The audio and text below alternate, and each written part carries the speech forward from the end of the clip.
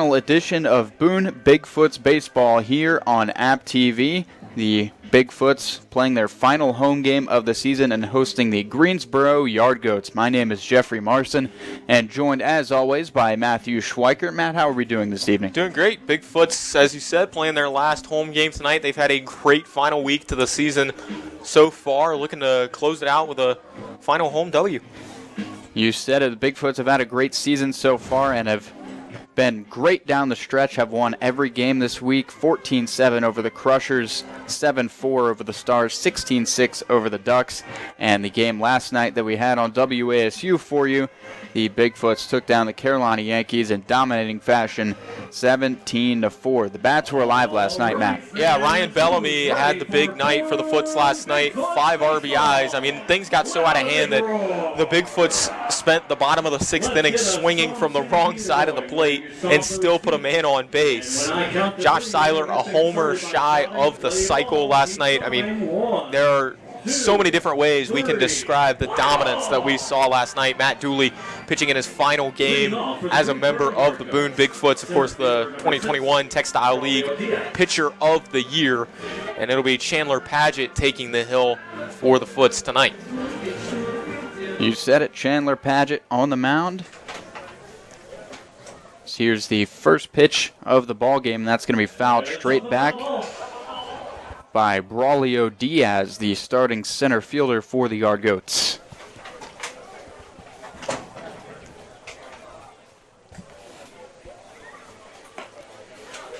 Slider just catches the outside corner for strike 2. A little bit worried about rain earlier on, but it looks like the clouds will hold off. Yeah, still a lot of clouds in the area. You never know with Boone. There's a high chopper through the middle. That is fielded by Seiler at short, but the throw not in time to catch Diaz. So there's an early infield single for the Yard Goats. Yeah, it was a good job by Seiler just getting over to that baseball, but second baseman number 2 just was not able to get enough on that throw to beat the runner. Seiler usually plays third base for this team at shortstop tonight with Tyson Bass not in the lineup.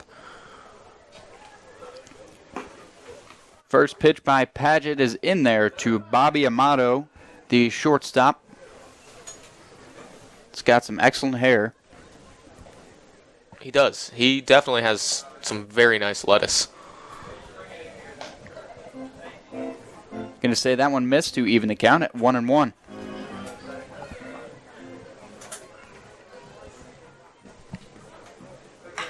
Pitch is lined into right field for a base hit. It's Cord Butler in right field with a strong throw over to third, but not an accurate one. So Diaz will go from first to third, and the Bigfoots are in trouble here with no outs. Yeah, no hard contact off of Chandler Padgett through 2 batters, just the Yard Goats finding a couple of holes. The infield single to start the game, and then that one just kind of slicing it between first and second. And you've got 2 guys on the right side of the infield for the Bigfoots who don't play in those respective positions very often. You got Walter Monday at first base, Hayes Henderson at second. Monday primarily has played in the outfield or DH'd for the Foots this season, and Henderson has done his fair share of DHing as well. That one gets away from Shop Bell, and just like that, the Yard Goats have the first run of the ball game. Yeah, that almost looked like a lapse in concentration for Shop Bell. Pitch was out of the zone, but not the most difficult pick you'll ever see. I think he was starting to think about the throw back to the mound before he really had it in his glove.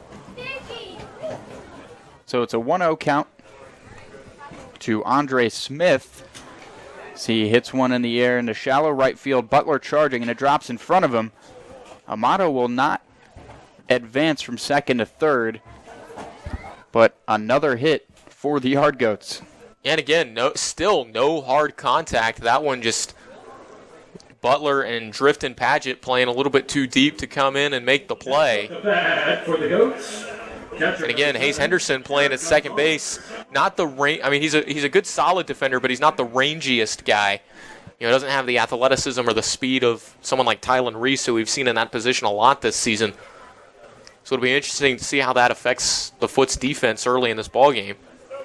And there's another one past Shop Bell. Not an ideal start for the Foots. Uncharacteristic start. Yeah, and that's another one that I think Shop Bell's got to have. You know, again, the pitch was in the dirt. It was definitely out of the zone, but it's not like it was 2 feet to his right. You know, that's a pick he's got to make. It's Eric Gonzalez at the plate for Greensboro, the catcher tonight. Hits that one high down the first base line. That will get out of play. Heads up. And a free souvenir out there. Still nobody out here for the Bigfoots with runners on second and third. Can see Andre Smith out there at second base. Did not get the uniform memo. No, he did not. Doesn't look like the jersey's tucked either.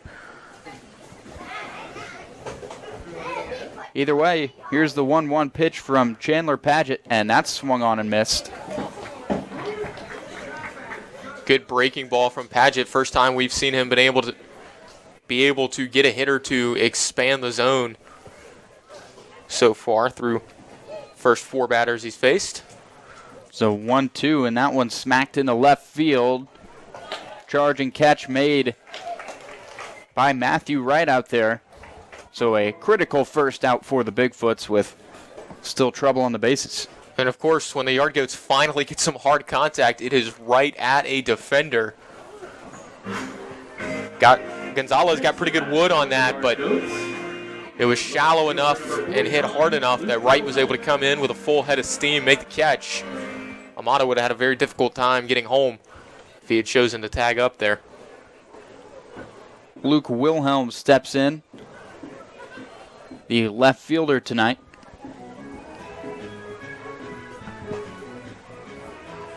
First pitch is a ball, 1-0. That one's fouled back off Shop Bell's mitt. Went into fair territory, but because it hit off his mitt, got a foul ball. 1-1. And if Paget can buckle down here, get a couple more outs, get out of this inning with just a 1 run across, that will be a big victory for the Foots. They, of course, have an incredibly explosive offense, as we've seen a couple of times this week. You know, 1 run in the first inning is nothing for that offense. That one's lined into center. A diving attempt by Paget, and it gets by him. 1 Yard Goat will score. Another one will come around. Wilhelm's heading towards third, and he will stop there with a 2 RBI stand-up triple. And the old announcer's jinx, right as I was talking about Paget buckling down and getting a couple of outs. Again, not the hardest hit ball, but it just dropped in there. Drifting Paget, probably a little bit overzealous, coming in, trying to make the diving catch. That one's chopped towards first by Tanner Mathis. Walter Monday getting the start at first. He'll field it and step on the bag. Also prevents the run from scoring. Yeah, that's a big second out. Takes away the sac fly. Next at bat for the Yard Goats. Right fielder number 23, Ryan Dickens. Right fielder Ryan Dickens steps in to some circus music. 2 outs in the top of the first. First pitch from Paget is inside, ball 1.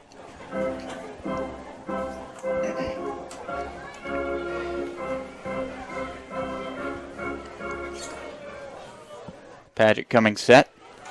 Pitch skips into Shop Bell. And Wilhelm wanted to go home. A bad read, but he's able to scamper back to third safely. Would have been a bad third out. That would have been a terrible third out for Wilhelm. A bad initial read, but at least he made a good second read and knew he had to hustle back into the bag. 2-0 count. Pitch from Chandler Paget is grounded to short. Seiler fields, throws across to Monday, and the Bigfoots finally get out of the top of the first inning. We're going to take it a break. Yard Goats strike for 3, but the Bigfoots got a chance to respond. You're watching App TV. And it's dinner time. Make sure you grab your snacks or some ice cold beer. Let's go! to a place where you can grow. A place to be heard. And take a closer look. A place where you can crush it. And push yourself. A place to find your voice. This place rocks. And rolls. A place where you can get out. A place you'll never forget. So where is this place? Let me show you.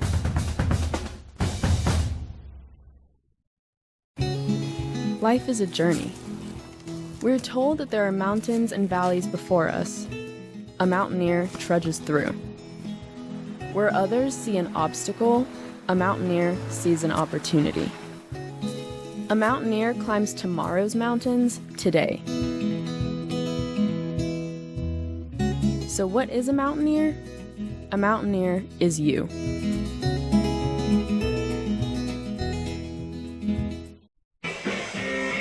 Welcome back to Bigfoots Baseball here on App TV. Yard Goats striking for 3 runs in the top half of the first inning. Take a look at the upcoming schedule, and Matt, and it's awfully short. Just 1 game left in the season for the Bigfoots. That will be on the road against the Tri-County Chili Peppers. Yeah, last home game of the season for the Foots tonight. They've had some suboptimal weather to close out their home slate, to say the least, but looking to finish the season strong. It's been another great season of Boone Bigfoots baseball here in the high country. You know, it's impressive what this ball club has been able to build here in this community in just 2 summers. You know, these guys, you can see with the crowds that they draw and the environments that they put together, you know, this team means a lot to this town and to this community, and it's great to have that kind of presence in the summer when you don't have the university around as much. It's a great thing for these locals to have. Yeah, we've talked about it. Boone is a summer sports town. You got the Bigfoots playing baseball, and you got App FC as well on the soccer end of things. Yeah, Appalachian FC qualifying for the U.S. Open Cup next season as one of the final 8 teams remaining in the NPSL. Made it all the way to the regional final. They lost up in New Jersey last weekend, but still a great season for them. Won the Southeast Conference title. I got to work a bunch of their games, and you know, you talk about an atmosphere. App FC knows how to rock. Exactly right, and went to a couple of their games early on as Matthew Wright steps in and lines it right over to first for a quick first out of the inning. Tanner Mathis with the quick reflexes over there. Next time, They don't call it the hot corner over there, but it may as well be. And that just shows you how this sport works sometimes. It was death by 1,000 paper cuts for Chandler Padgett in the top of the first. Gave up a lot of well-placed soft contact, and then, of course, Matt Wright steps up, hits a bullet, and it's right at somebody. Jason Reyes is the pitcher tonight for the Yard Goats as he fires a strike in there to make it 0-1 to Drifton Padgett. We saw try to make the diving catch in center field, but resulted in a stand-up triple for the Yard Goats. 0-1 pitch misses outside, ball 1. And we're seeing both catchers struggle a little bit with receiving pitches. I mean, that ball kind of looked like it went right through the glove of Eric Gonzalez. Might have a hole in it. Yeah. Yeah, he might need to check his webbing. Either way, 1-1 count to Drifton Padgett. Reyes working from the windup. That one's fouled off. That will find the trees. Sure, the Bigfoots organization will be happy that they don't have to spend any more money on baseballs this summer. I think they will be glad that the baseball budget will be exhausted after tonight. Talked about it on WASU a little bit. These things are expensive. Yeah, we talked to Jasper Dubberly about that a couple weeks ago, and he was saying that was a big deal for them. Little cue shot into center field, and it finds a hole. There's a single for Drifton Padgett. And the Foots are threatening now. Yeah, and I guess it's opposite day here at the ballpark. Every time somebody makes soft contact, it drops in for a hit. Every time somebody barrels up a baseball, it's right at a defender. So stepping in is first baseman, Walter Monday. We haven't said that yet this summer. 26. Yeah, we talked about it a little bit top of the first. It's kind of an odd defensive alignment for the Foots tonight. Monday primarily plays in right field. He's at first base. Hayes Henderson, primarily a first baseman, is at second base. First pitch to Monday's inside. Ball 1. Great crowd on hand for the final Bigfoots home game of the summer. Yeah, the Foots have drawn well all season tonight, no exception. Comes the 1-0. Way outside, ball 2. Drifton Paget, a threat to steal over there at first. And now. I was just about to say that. I wonder if the Foots will be aggressive here and try and get a man in scoring position to claw back into this game. Yeah, Paget, has speed to burn. Not an easy man to throw out. And there he goes. Throw down by Gonzalez is not in time, and Paget is in there with a stolen base. Pitch was in there for a strike. And the Yard Goats executed that about as well as they could. It was a good pitch to throw on and a good throw from Gonzalez, but like I said, Drifton Paget is not an easy man to throw out, and showed us why right there.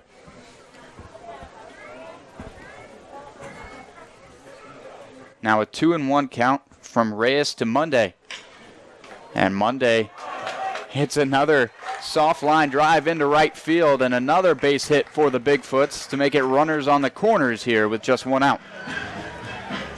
Another softly hit baseball that just... All right, so I guess the strategy tonight is just don't get the barrel on the baseball, because every jam shot, every cue shot is finding green turf. Yard Goats will discuss things here. And now Dallas Trevena, this is a guy that knows how to barrel up a baseball. You're exactly right, Dallas Trevena, the designated hitter tonight. Seen him hit a few homers this summer. Yeah, we've seen him leave the yard a couple of times. There is a lot of power. If he turns on one and drills it out to left field, look out. Got some fans out there, actually. Don't know how they're standing up there. And here comes the first pitch, and that one's popped straight up towards shortstop. And the catch is made, a fake tag there at third by Paget. But the Yard Goats get a crucial second out. Well, he turned on it. He just got underneath it. That was a good pitch for him to hit. Stepping up to the plate for the Boone Bigfoots, shortstop number 12, Josh Seiler.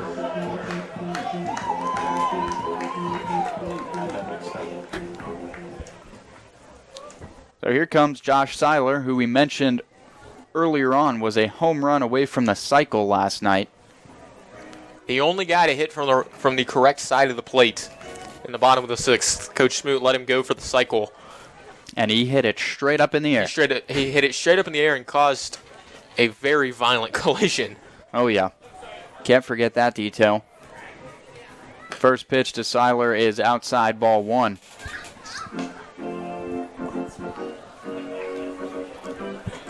Still runners on the corners for the Bigfoots.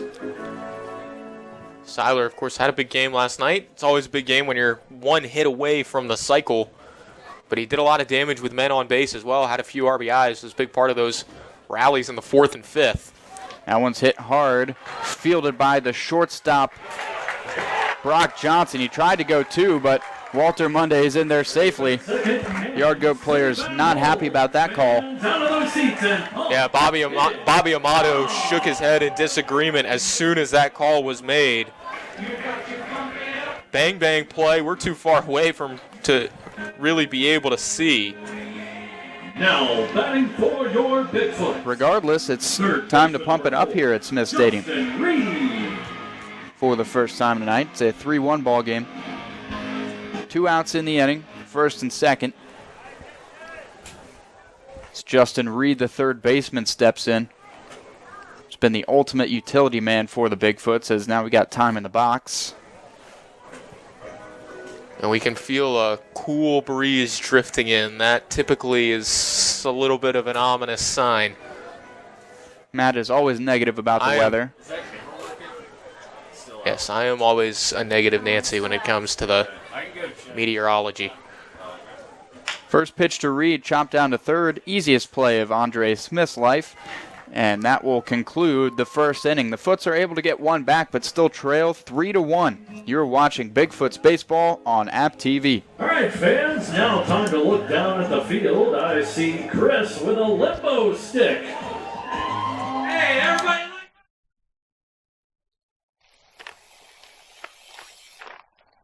Hi, my name is Melissa Weddle, and I'm Department Chair of Recreation Management and Physical Education at Appalachian State University. We offer 2 degree-granting programs, one in recreation management with a focus in outdoor experiential education, recreation and park management, and commercial recreation and tourism. Our second degree-granting program in health, physical education, and coaching offers teacher certification for public schools in health and physical education. You can get a minor or certificate in coaching. We are the front porch to the Beaver College of Health Science, where our focus is on quality of life, wellness, and physical activity. We're located in the beautiful mountains of Boone, North Carolina, so come join us, check out our website, or take a class.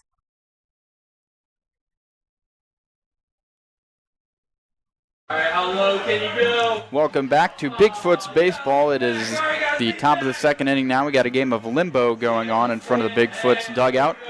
Take a look at some of the social media for the Bigfoots if you want to follow along for tomorrow's game, and as well as, well, an early preview of next season. You can take a look at the Instagram, Twitter, Facebook, and their TikTok. The TikTok is the one we always promote the most. They got some good videos on there. Last round, here we go.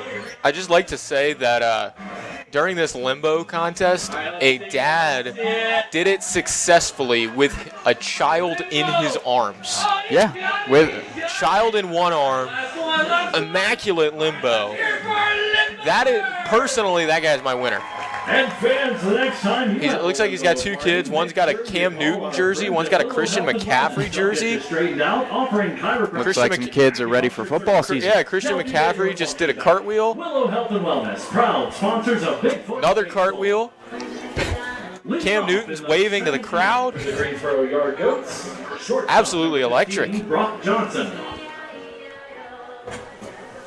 Old McDonald walk-up song. That is That will introduce A+. We'll introduce Brock Johnson, the shortstop for the Yard Goats, as he takes ball 1 from Chandler Padgett.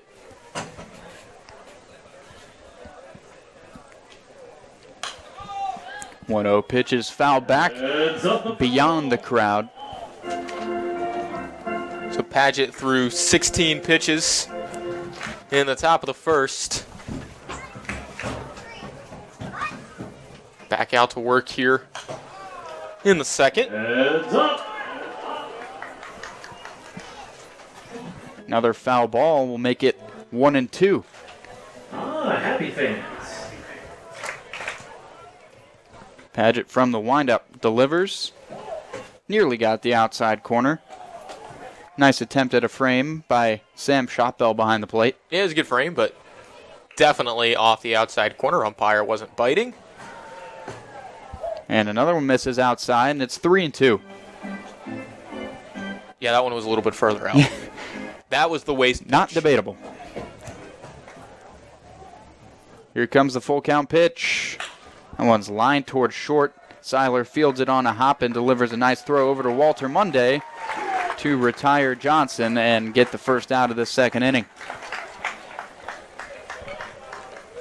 Josh Seiler's been a busy man at shortstop so far tonight. That's one way to put it. Already the third ground ball he's had to field tonight. Number 9, Brad Howell. So stepping in as one of the 2 extra hitters in this Yard Goats lineup. Yes, they are running a 10-man batting lineup. Yeah, so it's really they have a DH and then an EH. They just labeled them both as extras. It's Brad Howell. But when you're the 9th hitter, you're not really the extra. You're just the 9th guy. Yeah, this is the designated hitter, we'll call him. That one's on the outside corner, quickly 0-2. Got any hair comparisons from baseball players? Only guy I can think of, Taylor Motter. Kind of looks like Travis Jankowski, too. It's not swinging it like a major leaguer as he swings right through that one for strike 3. Yeah, he was swinging it like Travis Jankowski. Huh? Defensive specialist, pinch running specialist for the Mets. Brings up now number 16. The only I'm going to be completely honest, the only reason I thought of that is because I saw on Twitter that there's speculation that he might get DFA'd after the deadline with some of the additions they're bringing in. Former Padre as well. And also Jankowski is just a great name. First pitch in there to Pat Kuntz is a strike, 0-1. Pat Kuntz is also a great name. He's the extra hitter. He's got a unique batting stance. That one skips in for ball 1. Did he just put the hand up to an invisible runner to hold? It's instinct. Yeah, I was going to say, that kind of looked like a force of habit thing, but it's just funny to me. That one just missed the outside corner, 2-1.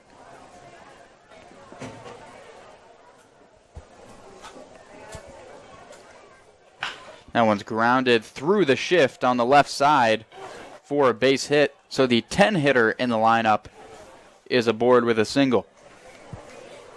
And finally, some hard contact that actually results in a base hit in this game. Got to hit it pretty hard to get it through the shift, and that's exactly what he did. Number 6, Braulio Diaz. So back to the top of the lineup with Braulio Diaz. Wearing a Major League helmet that only has one flap. Yeah. It kind of looks like an Oakland A's helmet. First pitch is inside, ball 1. Oakland A's soon to potentially be the Las Vegas A's, maybe. They should. They should be. Someone who's been to that stadium in Oakland, they just need to blow it up. It's terrible. I would like for them to build a new one in Oakland, though. It's just... Whatever they do, they need a new stadium. It feels wrong for there to be no Major League sports in Oakland. Because the Warriors are in San Francisco now. Good point. Oakland is a big enough city to at least have one team. That one outside, it's 3-0 to Diaz. Padgett just needs one more out to get out of this second inning without any harm. Comes set and fires. And that one misses inside, ball 4. A couple of Foots fans in the crowd not liking that call. Yeah, and the umpire was a little bit late on that call. I had to think about it for a second. So that will bring in Bobby Amato, the second baseman. Yeah, singled last time up. All right, so you asked me for hair comparisons for Brad Howell. You got any for Bobby Amato? No way. No one's got that long curly hair like that. Yeah, I mean, it kind of looks like Red Sox Johnny Damon. It's too curly. I mean, that's the only thing I can think of. Here's the pitch. That one's on the outside corner, 1-1. Nah, I got nothing. Amato is one of a kind. That's my final answer. Early 2000s Johnny Damon. So 1-1 from Padgett, and that one's fouled out of play. No fans will be making a play on that one.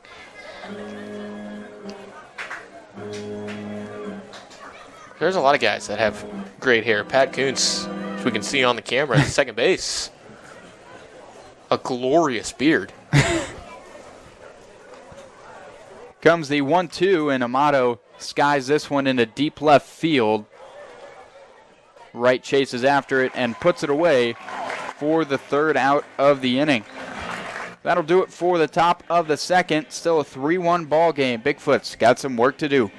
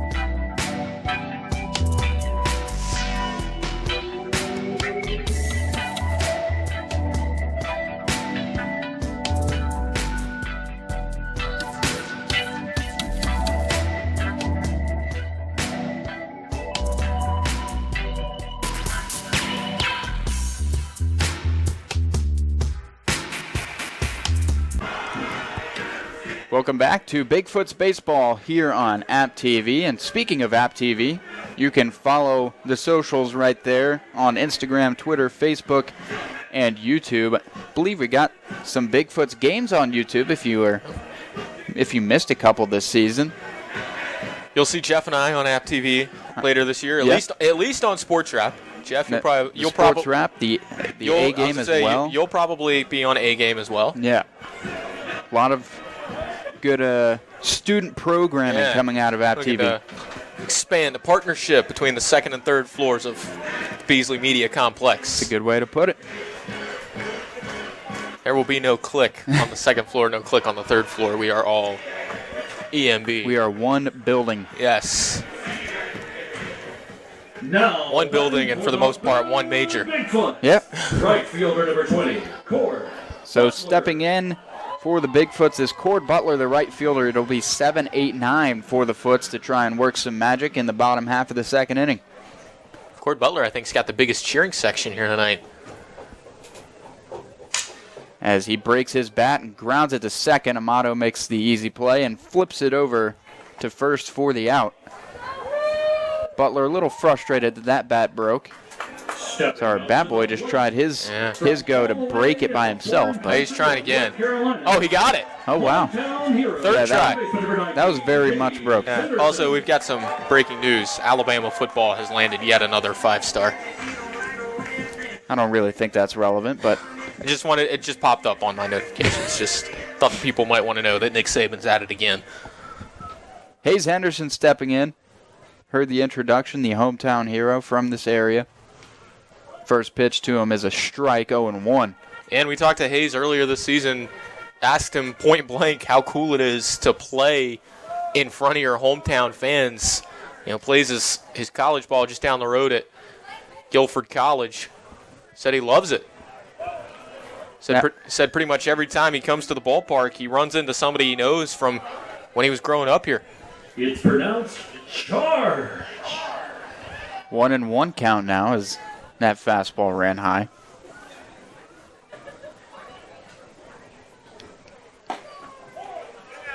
That one just misses the outside corner from Reyes, and it's 2-1. And we improved the charge from the first time around. Much better. Good job, Foots faithful. Reyes working from the windup, a little hitch in that motion, and Henderson grounds it to deep short. Tough throw by Johnson. Unbelievable play by Brock Johnson for the out. And that's a great play. Didn't even have time to set his feet, just threw it off his back foot. Fantastic play. I had no idea that he could let it loose like that. I mean, in Hayes Henderson, he's not the fastest guy on this team, but he's definitely not the slowest either. Like, he can run pretty well. Well, that brings us to the 9-hitter in the order. That's Sam Shotbell, the catcher, trying to start a 2-out rally for the Foots. Here's the first pitch from Reyes, in there for a strike. Shotbell struggled a little bit defensively in the early going. Had himself a very good game last night, though. As did everyone in the Bigfoots lineup, we should add. Went fishing there, and it's 0-2.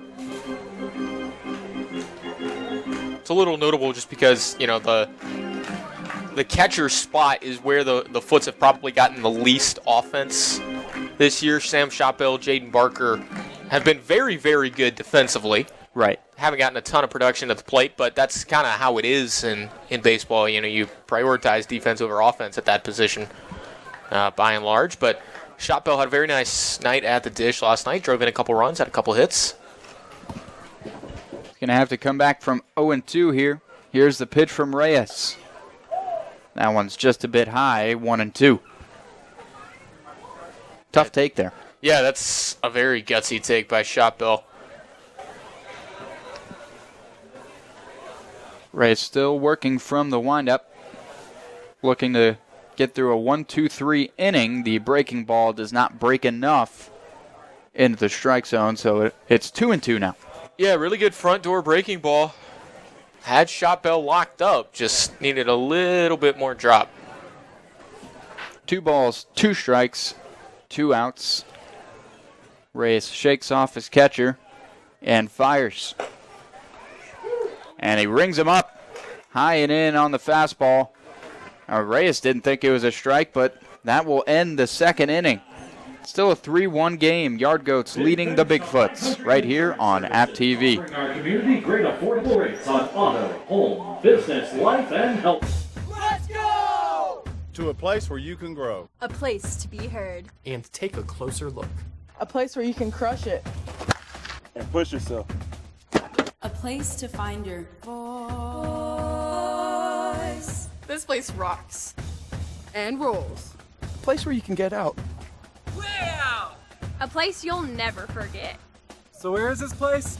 Let me show you.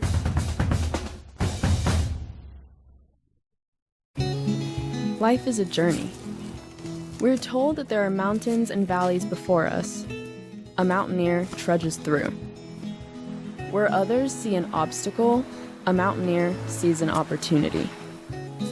A mountaineer climbs tomorrow's mountains today. So what is a mountaineer? A mountaineer is you.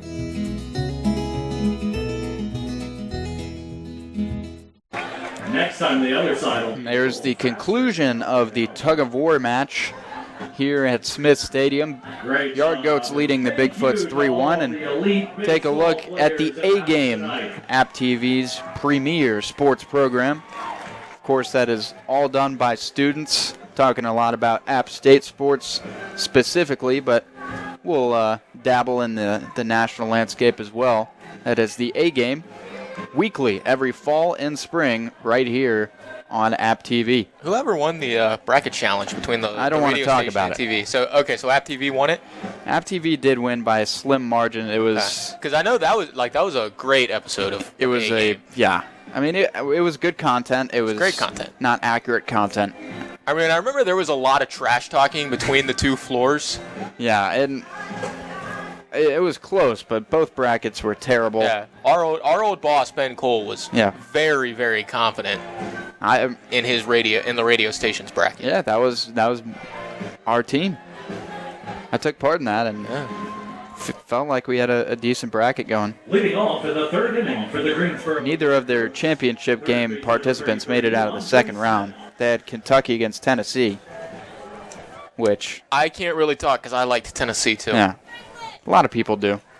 Those conference champions especially. I also really liked Iowa this year. That did not go very well for Another conference champion. Yeah. She did it first. I did. That one swung on and missed by Andre Smith. It's a 1-1 count to him now. Mentioned he did not get the uniform memo, got the gray pants instead of the white ones. It's unique. I love it. He smacks that one out of play down the right field line, and it's a 2-strike count. Makes it easy for us to keep track of him. Looks like he just fell out of the tree.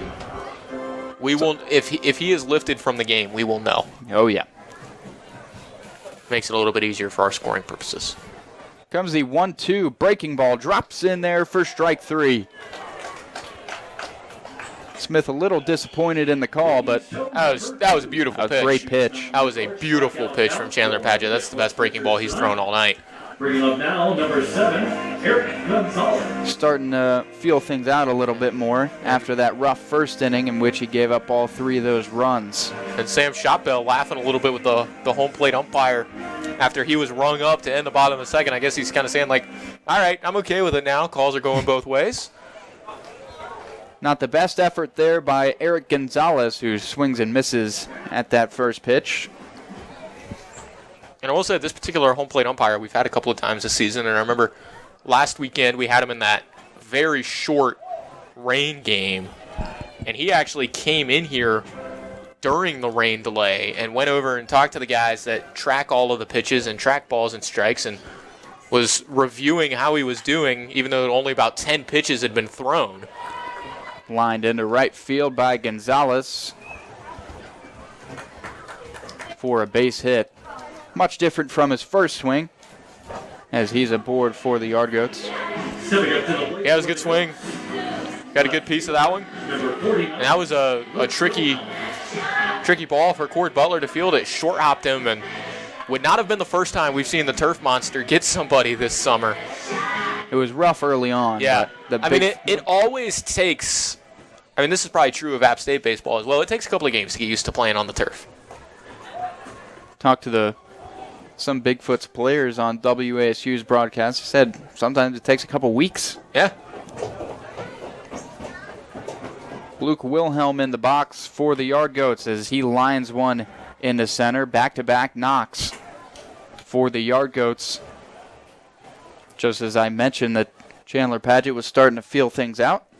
Gives up back-to-back singles. And Wilhelm having himself a ball game here early on, 2 for 2 now. Drove in a pair with the triple in the top of the first and now has a base hit in the third. Brings in Tanner Mathis, no batting gloves, the first baseman for the Yard Goats. Takes a first pitch strike.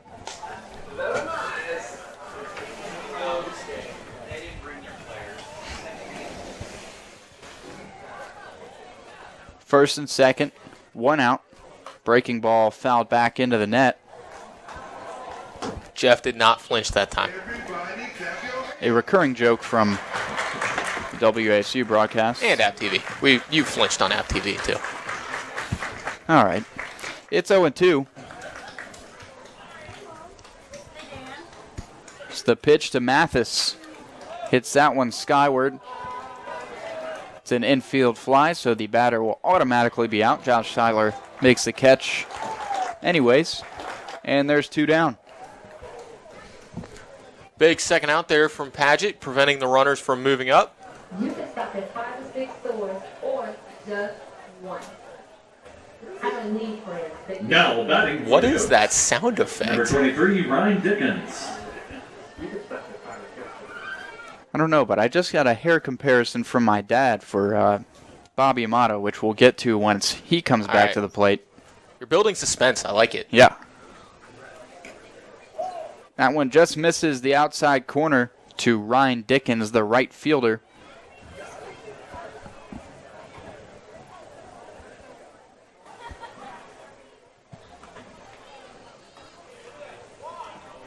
One-0 pitch grounded. Foul just beyond the Bigfoot's dugout. It's a 1-1 count. 2 outs, first and second.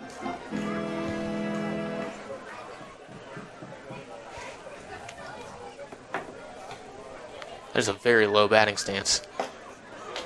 Can't catch up to the high stuff. It's 1-2 now. I think that's Ryan Dickens has one of the deepest stances we have seen this summer. Yeah, he's getting real low down there. Low man wins. Gets his squats in, and he swings and misses for strike 3. A big strikeout by Chandler Padgett to end the top of the third inning. Bigfoot's coming up. They're down 3-1. You're watching Bigfoot's baseball here on App TV. All right, fans, it's now time to...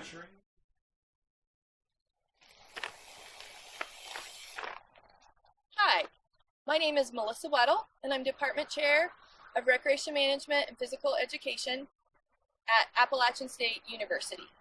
We offer 2 degree-granting programs, one in Recreation Management with a focus in Outdoor Experiential Education, Recreation and Park Management, and Commercial Recreation and Tourism. Our second degree-granting program in Health, Physical Education, and Coaching offers teacher certification for public schools in health and physical education. You can get a minor or certificate in coaching. We are the front porch to the Beaver College of Health Science, where our focus is on quality of life, wellness, and physical activity.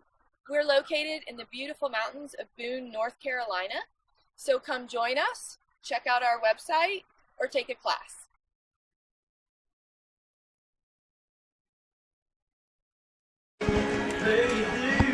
Welcome back to Bigfoot's Baseball here on App TV, the final home game of the season for the Bigfoots.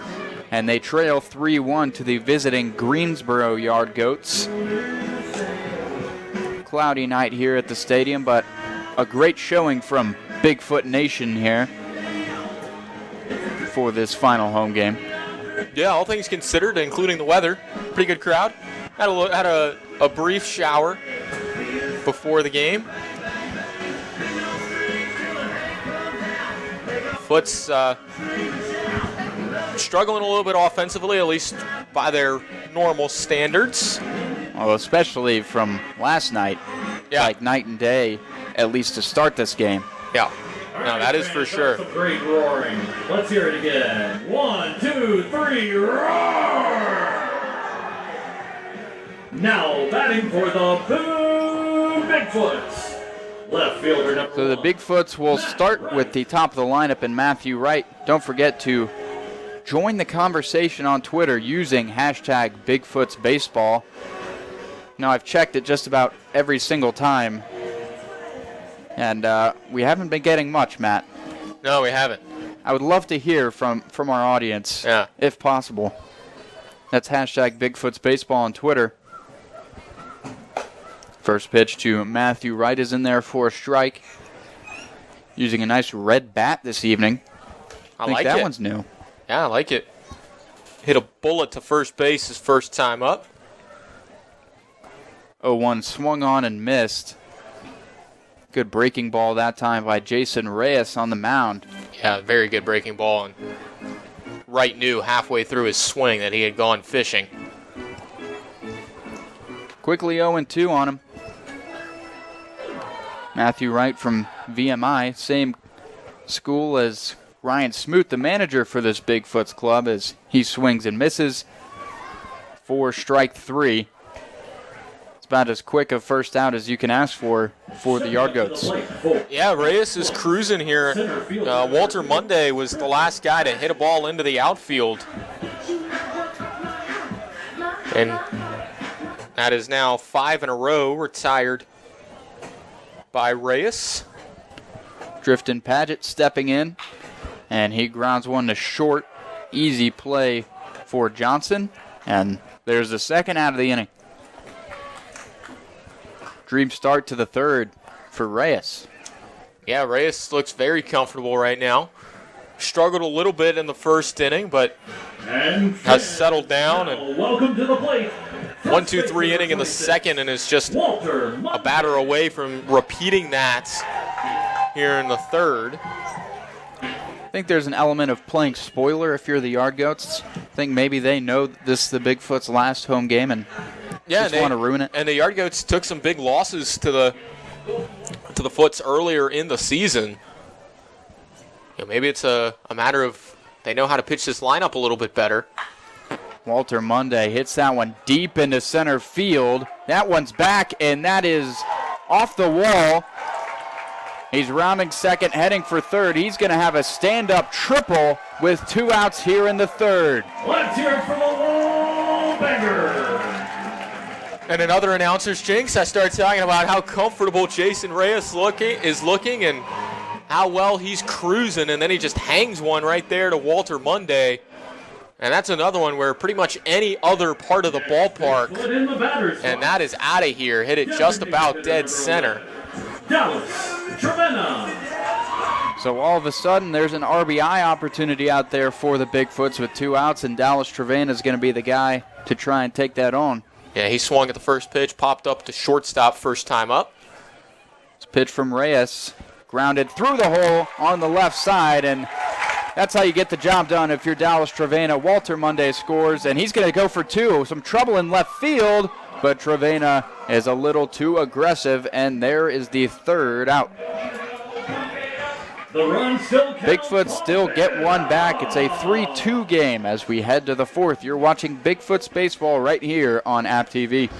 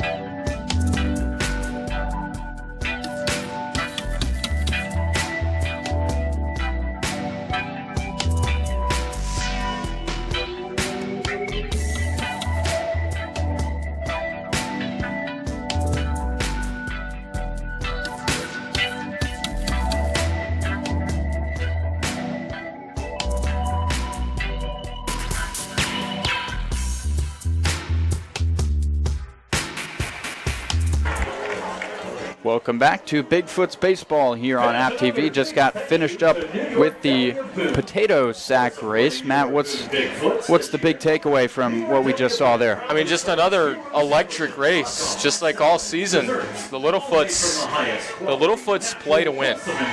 That's right. They are out for blood at all times. Treating customers like old friends and doing everything they can to ensure you have a great time while at the New York Deli of Boone. You said Bigfoots trailing in this one 3-2 to the visiting Greensboro Yard Goats. Chandler Padgett still on the mound. And it's Brock Johnson to lead off for the Yard Goats. 8, 9, 10 in the order. Don't normally hear that. First pitch is swung on and hit well towards center field. Padgett tracking it down and makes the spectacular catch in the left center field gap.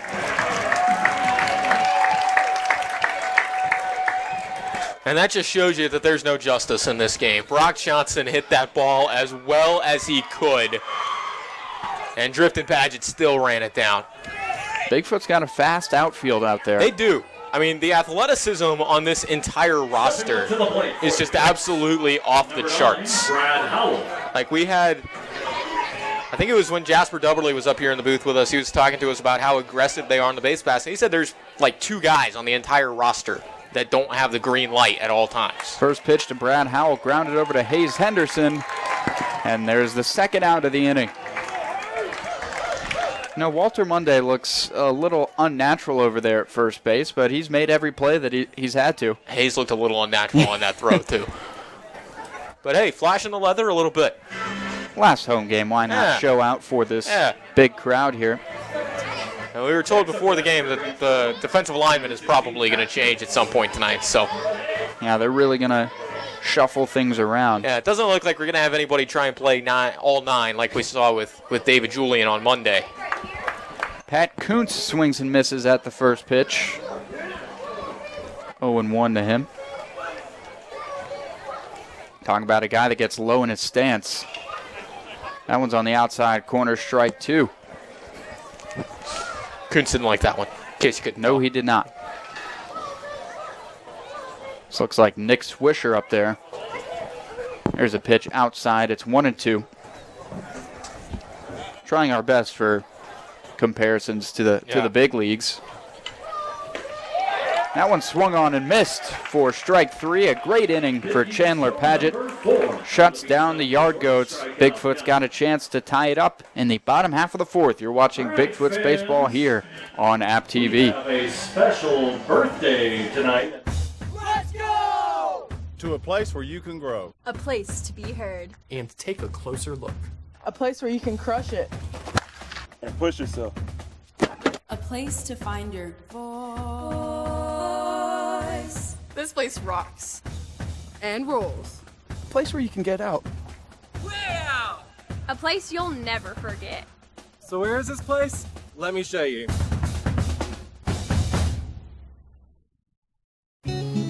Life is a journey. We're told that there are mountains and valleys before us. A mountaineer trudges through.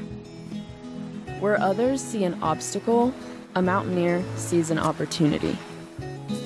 A mountaineer climbs tomorrow's mountains today. So what is a mountaineer? A mountaineer is you.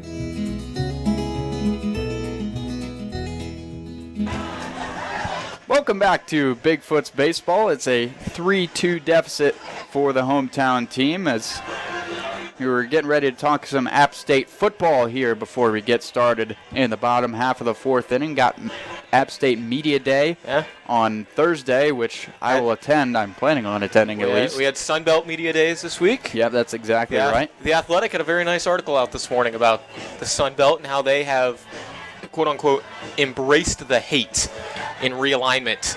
Well, you know, with all these conferences going coast to coast, the Sun Belt has embraced the regional rivalries. Yes. We're going to get to see App rekindle some old FCS rivalries this season. James Madison coming to Boone. On paper, probably not the greatest matchup. Yeah. But that's going to be fun. Two of the old giants of the SoCon And that Sunbelt East is, it almost looks dumb that it's a honestly, division with that the is, Sunbelt I would West. say, I think the Sunbelt East has to be the best division in the group of 5 now. It's got to be. I don't think the American has divisions. Yeah. So it definitely will be once like Cincinnati and all them leave the American. First pitch from Reyes is inside to Josh Seiler, the shortstop for the Bigfoots, hitting 5th in the lineup. Seiler, Reed, and Butler due up for the Foots.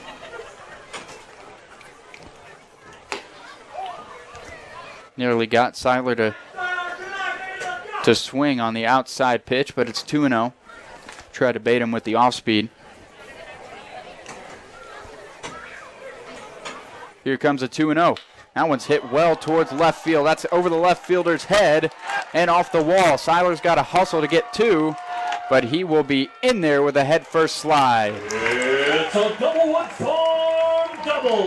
Let out a double move. And have yourself a weekend. Josh Seiler, 3 hits last night. Did they just say 99 off the bat? 99 off the bat. 3 hits last night, 2 more tonight. Josh Seiler finishing this season strong. He's been trouble in the box for opposing pitchers. And he's played all over the diamond defensively, hit all over the lineup. So runner in scoring position brings in Justin Reed. That one nearly got the lights on the foul ball, but it's out of play for strike 1. Back near the terrace seating area. Some new seats that they just put in this season. It's been upgraded throughout the Bigfoot season. Yeah. Yeah, we've got landscaping there now. Oh, yeah. 0-1 to Reed. Bounced in there. It's a good Make block. It 1-1. It's a good block by Gonzalez. Because any kind of opening, and Josh Seiler is going to take it. Another speed demon on this team. 1-1 pitch. Just misses the inside part of the plate. 2-1. Good take there by Reed.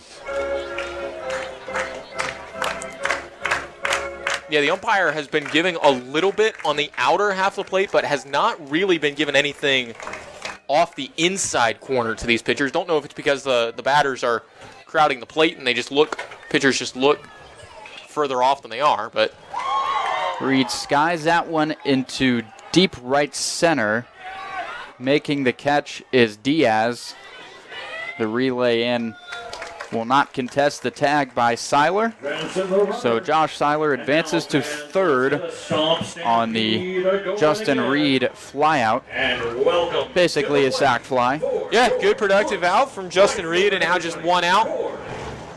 If Cord Butler can do the exact same thing or just hit a ground ball to the right side, this should be a tie ball game.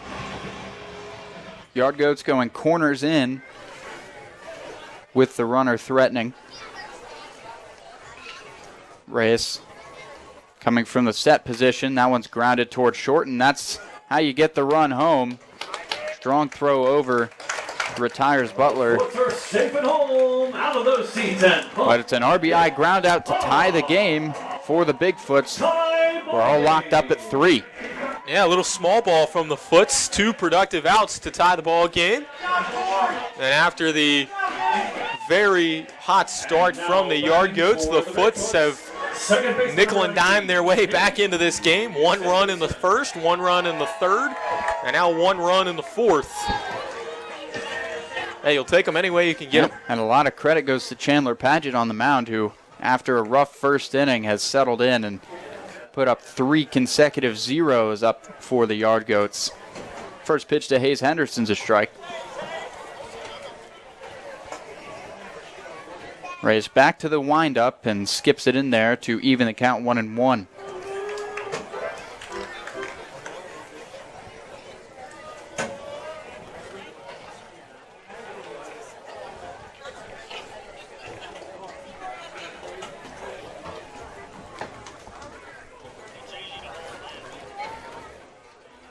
Comes the 1-1 pitch from Jason Reyes, and that one is fouled back for strike 2. Gonzalez tried to hold on to that one, but could not quite do so. And Henderson just missed that one. Was robbed of a base hit by Brock Johnson last time up on a throw from deep in the hole at short. Here comes the 1-2. Breaking ball does not break enough to get into the zone. It's 2-2 now. And Reyes has tried that front door breaking ball a lot in this game. A lot of them have been right around the corner, hasn't gotten many calls on them, and the Foots have done a good job of recognizing it and not swinging. That one's lined into right field, but will hang up for the right fielder, Ryan Dickens, who makes the catch for the third out of the inning. Bigfoots tie the game, though, as we move ahead to the fifth inning. You're watching Bigfoots baseball here on App TV. Maybe you want to strengthen some of your ball skills or join the league.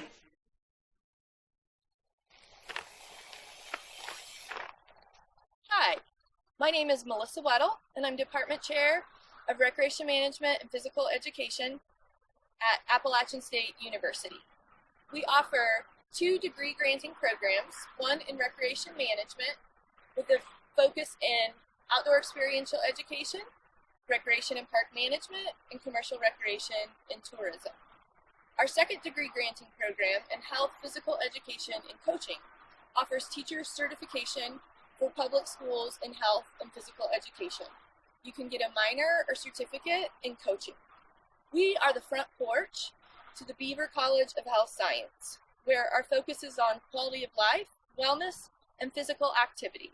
We're located in the beautiful mountains of Boone, North Carolina, so come join us, check out our website, or take a class.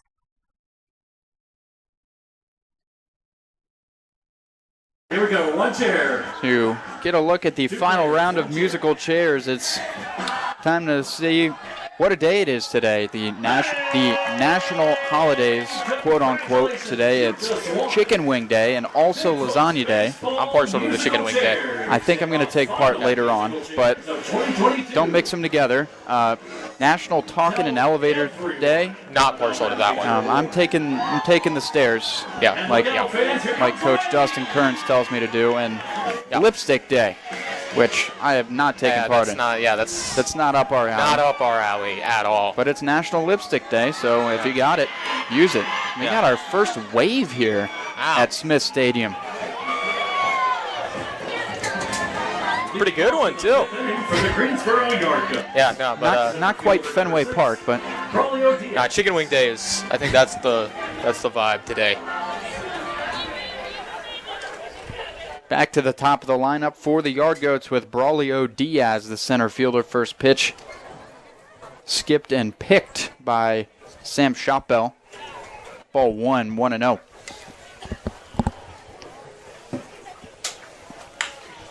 Diaz sits back on the breaking ball. Henderson makes the play at second and whips it over to Walter Monday for out number 1. All right, we were giving Hayes a little bit of grief last inning for how uncomfortable he looked at second base, but he got down on that one. Yeah, that was fundamentals. Good play. Also, I just want to say, it looks like we have a lot of what looks like youth baseball players in the crowd tonight. There was some sort of tournament going on at the App State softball field this afternoon. I was walking on the nature trail towards Beasley. Heard something, couldn't see well enough. Amato crushes the first pitch he sees. That's deep into left center. Paget nearly tracks it down, but instead it will hop over that left center field wall for a ground rule double. Bobby Amato, the second baseman, getting into scoring position. Yeah, crushed that one. Paget and Wright never had a chance. And you see just how bouncy the turf is out there. There's rubber pellets. Yeah. Next at bat, I mean, it's almost like you're playing on a trampoline sometimes. Like, combine that with the elevation, and the ball just moves out here. Promised a hair comparison for Amato, so you can get a good look at it there. Got Randy Johnson. It's a mullet. It's a little thick. Yeah. For me to call it Randy Johnson. Close enough. At least, maybe I'm just thinking of like older Randy Johnson. No, we got to think of prime Mariners Randy Johnson. I don't know, just style back. I would have said that Randy Johnson's hair was not quite that luscious. Got a point there. Kind of a little thin in the back. Yeah, like length and style definitely, but I think Amato's. I think he's got a little bit more volume. I think you make a good point. Andre Smith down 0-2. Paget delivers, and he went. That should be strike 3. And there is the call. A bit delayed, but Andre Smith is called out on strikes by our field umpire for the second out of the inning. So number 5 on the Beach Mountain Resort. Yeah, Smith tried to sell it that he didn't go. I think that's why it took the home plate umpire a minute to make the appeal, because he figured that everybody knew that Smith went. That's a good point. I said it as he swung. Yeah. Unbiased, of course, in the booth. Comes the first pitch to Gonzalez, and he has to get out of the way of that one. 1-0. Yeah, talk about a breaking ball that didn't break. Saw that a lot last night. Eric Gonzalez, the catcher tonight for the Yard Goats. Gonzalez 1 for 2. Came to the plate back in the 3rd inning. And singled. 1-0 pitch swung on and missed. That one up near his eyeballs, but he still bit on it.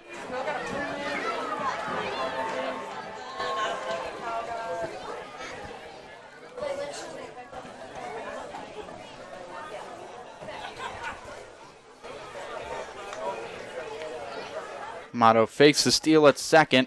Off speed is sent into deep right field. Butler on his horse, but he's unable to make the catch.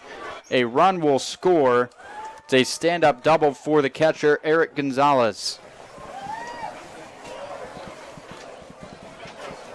And that's a great response from the Yard Goats. After giving up the lead, getting it right back here in the top half of the 5th. Left fielder number 49. Another good piece of hitting by Gonzalez. 2 hits.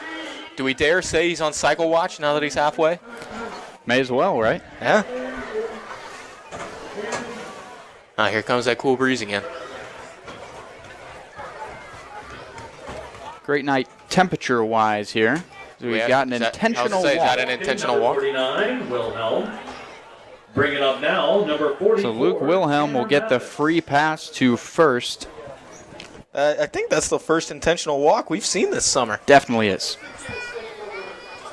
But it gets the force in order. And Wilhelm was 2 for 2 with a triple and a single, so I think that's a good call from Coach Smoot. Tanner Mathis is the one tasked with trying to drive these Yard Goat runners on. 1-0 count. Pitch is fouled back into the netting to even the count. Sometimes you got to take offense to the guy in front of you getting intentionally walked. Yeah, no, absolutely. That is bulletin board material being stapled to your head as you walk up to the plate. Paget comes set, delivers, and gets it by Mathis for strike 2. 2 strikes, 2 outs. Let's get that Stomp Stampede going. Bigfoot fans going to start the Stomp Stampede, as is tradition with 2 strikes and 2 outs. Here's the pitch from Paget, and it's just a bit high. I'm sure the Bigfoot fans will have another go at it in just a second.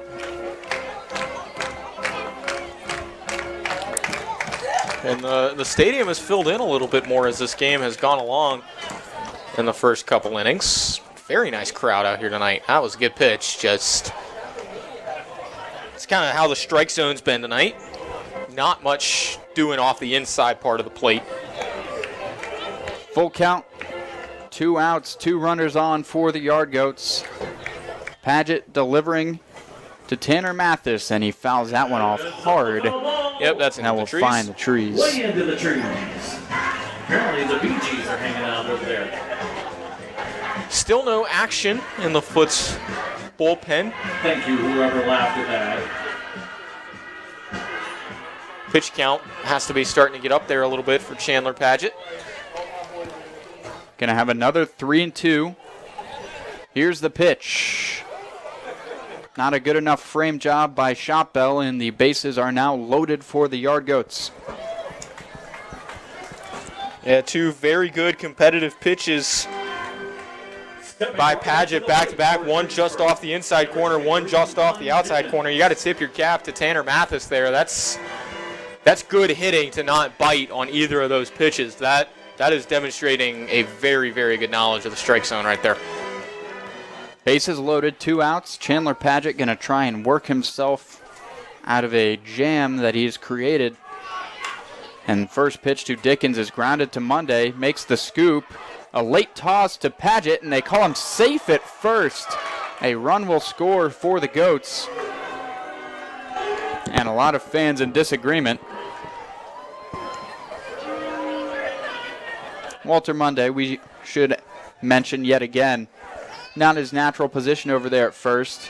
He's a little late on the toss. I think that's more on Padgett being a little slow getting over. Because at first it looked like Monday was going to take it himself.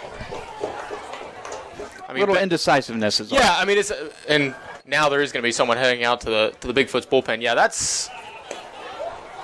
first of all, that's Ryan Dickens busting it down the line. So you got to give credit to him. But it almost kind of looked like a communication breakdown between Monday and Padgett, and now going to see Coach Smoot for the first time tonight. Yeah, this probably won't be the pitching change because Alex Trepper just ran down to the bullpen to start throwing. It's Brock Johnson in the box for the Yard Goats. Faces a 1-0 count. Just got to settle the pitcher down. Also, buy some time for your guy in the bullpen. Yeah, just in case. Yeah, 2-out rally by the Yard Goats. They had the 1-out double by Amato, but then with 2 outs, a double, 2 walks, one of them intentional, and then the infield single.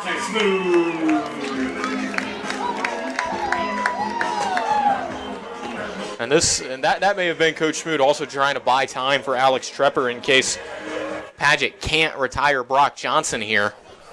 You know, it's going to be maybe the last batter for Padgett, whether he gets the out and gets out of the inning or Johnson gets on. Outspeed. Off-speed pitch catches the outside corner. It's 1-1.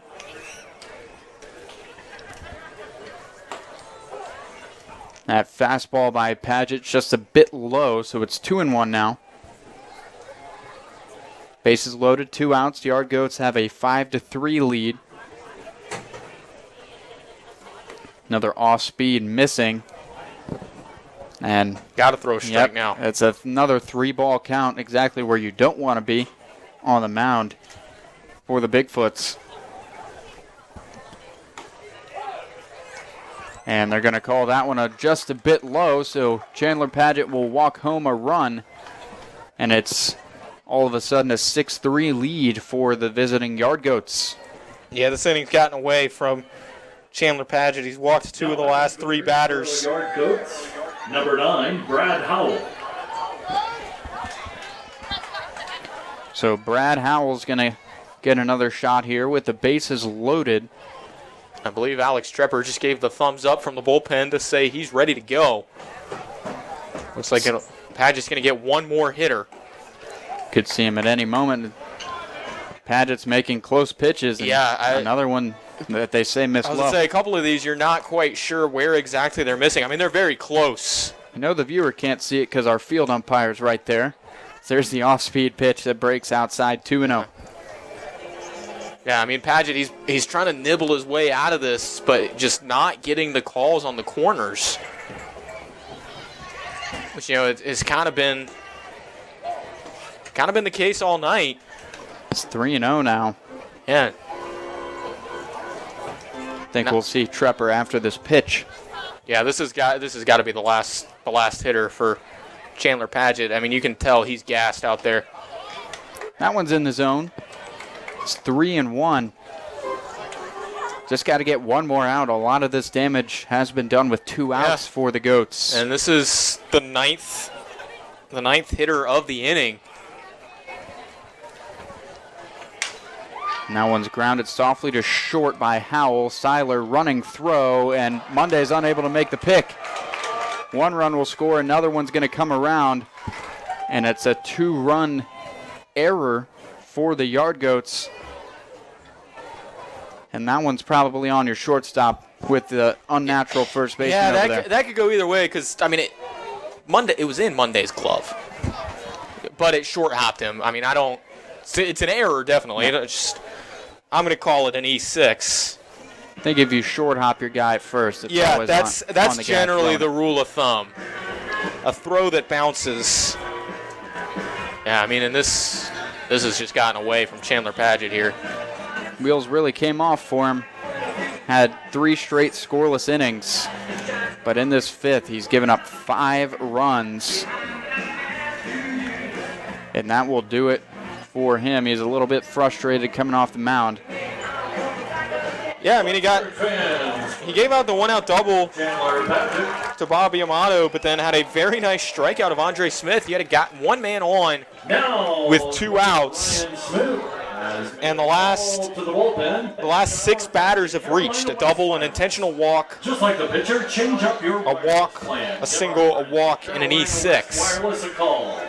Now on the mound for your Bigfoots. So as Matt mentioned, the new pitcher will be Alex Trepper, the sidewinder for the Foots. Just has to get 1 out. Yeah, just get 1 out, get back in the dugout. I mean, look, the Foots are explosive, and they're 1 batter away from that magical 3rd time through the order. I hope for the sake of my scorebook he can get an out here.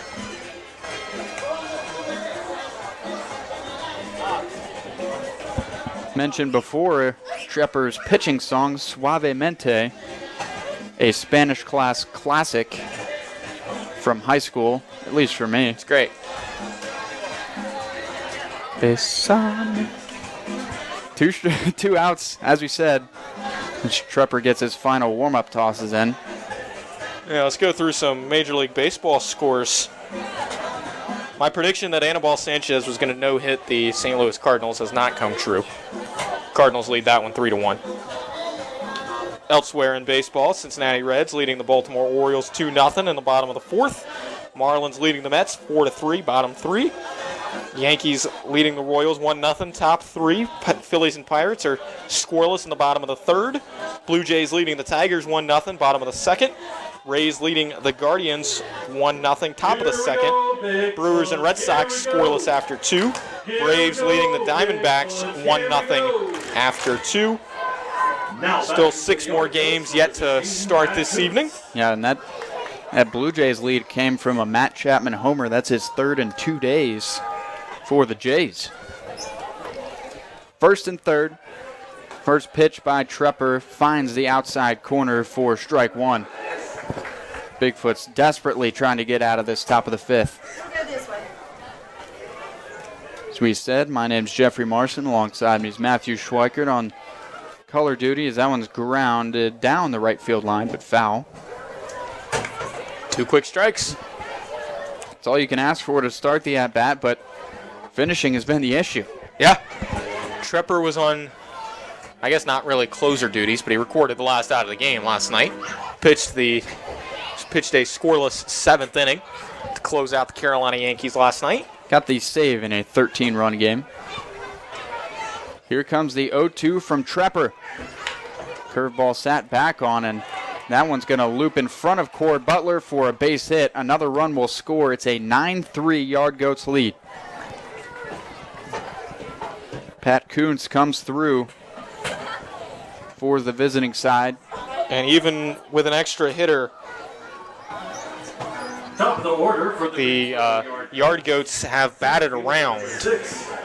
Braulio Diaz. Now 6 runs in this inning. Back to the top of the lineup again. Braulio Diaz. Yeah, led off this inning with a ground out. Chance to redeem himself here in this 5th inning as first pitch from Trepper drops in for a strike. And we played 4 innings in right at an hour.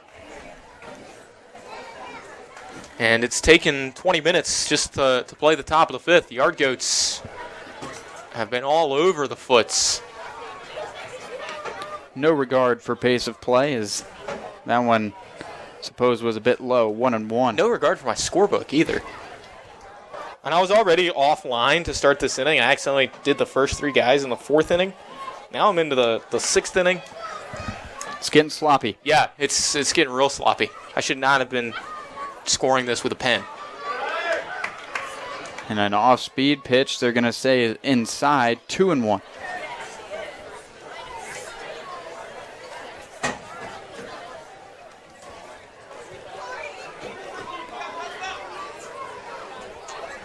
Trepper coming set. Here comes the delivery to Diaz. That one's grounded to Reed. Makes a diving stop to strong throw over, and Monday makes the stretch. And there is finally the 3rd out of this 5th inning. Goats put up 6 in the top of the 5th. Bigfoots coming up next. You're watching Bigfoots Baseball here on App TV.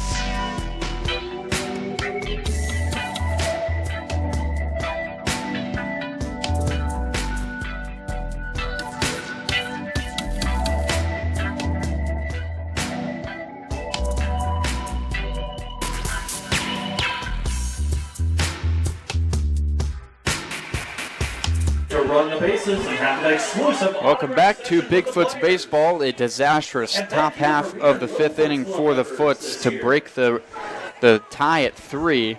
To take a look at the scoreboard, 9-3 now. Yard Goats lead. Bigfoots got a chance to respond though.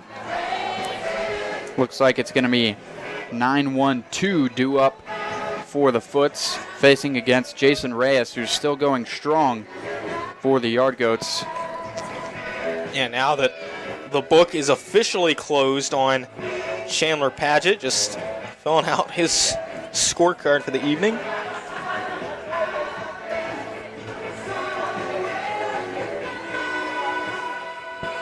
Went 4 2/3, 4 strikeouts, 10 hits, 3 walks, 1 of them intentional. He's going to end up being charged with all 9 of those runs. Bigfoots. Catcher number 23. It was going well for a little while. And 3 of them, and not all of them are earned, because I think 3 of them were scored on or after that E6. 2 of them were scored during on the the air. E6, and then another run came in on the base hit, next batter, who wouldn't have come to the plate because it would have been the 3rd out. Shot Bell slowly chops this one to Smith over at 3rd. Strong throw over.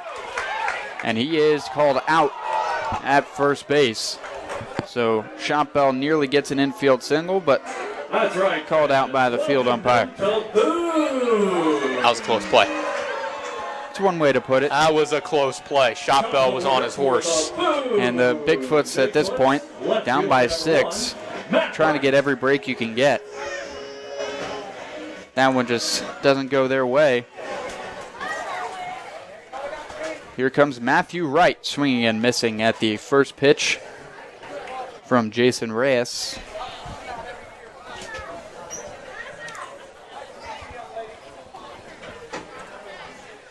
Comes the 0-1. That skips in to even the count. Can't stress it enough. Bigfoots need some offense. So here comes the 1-1. Wright stings one down the left field line, and this should be extra bases.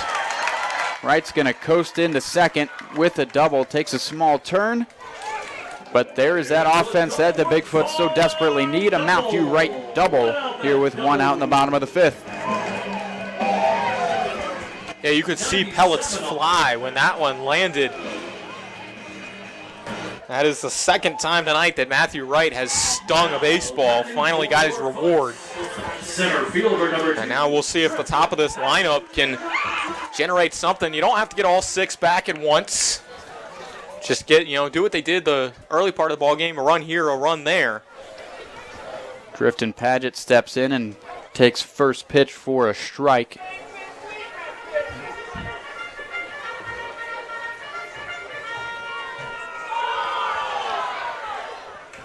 Oh, and 1 count. Reyes comes set and delivers. That one blocked up by Gonzalez behind the dish. He's been great defensively back there for the Goats.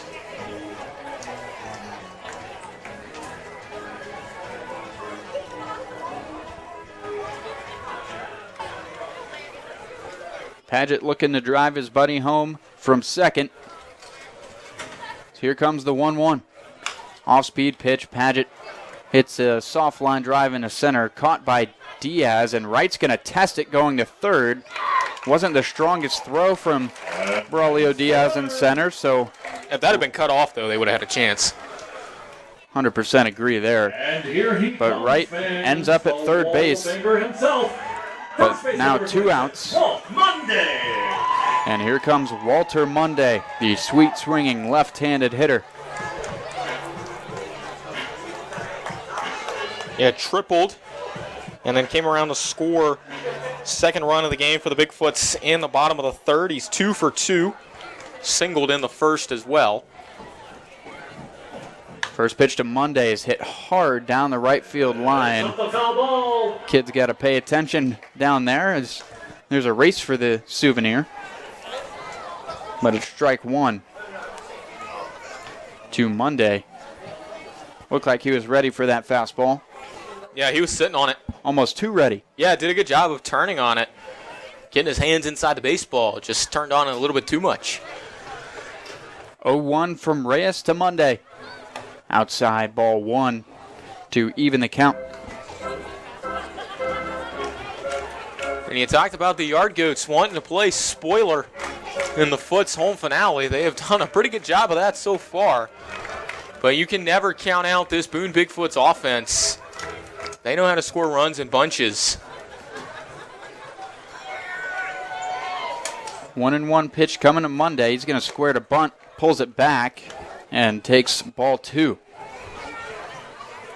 Always have to keep the fielders guessing out there. Yeah, especially, look, when you're a team that's as athletic as the Bigfoots and you're someone with a lot of speed like Walter Monday, why not try and drop one down? You got the third baseman. Not too much athleticism over there. Well, and Andre Smith, he's playing pretty far back, too, so it would take him a minute to get to that ball. Here comes the 2-1. Walter Monday squares again. And that's exactly what he was trying to do. He was trying to drop it down the third baseline in front of Andre Smith. I like it because Smith is playing behind the bag. He's trying to hold right on. But now with the miss, it's a 2-strike count. It's 2 balls, 2 strikes, 2 outs. Matthew Wright patiently waiting on third base as we've got time now. Look like called by the catcher. So we'll get a little bit of extra drama here.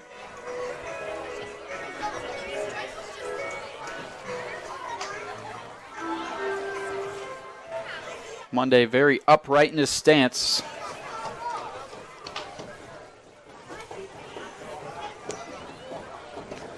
Just looks like a communication issue here between our pitcher and catcher. Yep. Yeah, they keep cycling through the signs.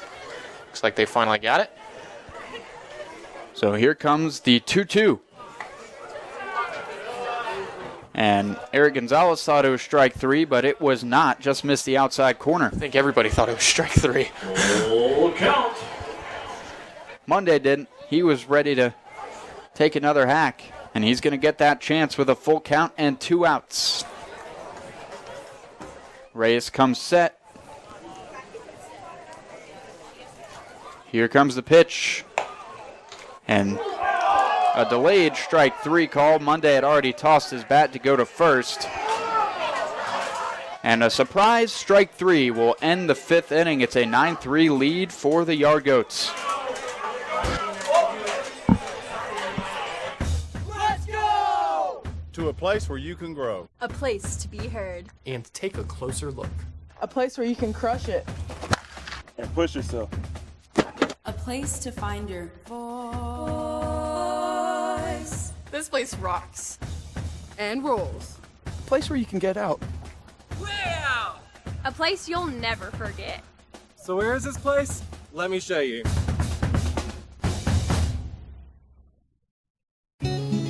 Life is a journey. We're told that there are mountains and valleys before us. A mountaineer trudges through. Where others see an obstacle, a mountaineer sees an opportunity. A mountaineer climbs tomorrow's mountains today. So what is a mountaineer? A mountaineer is you.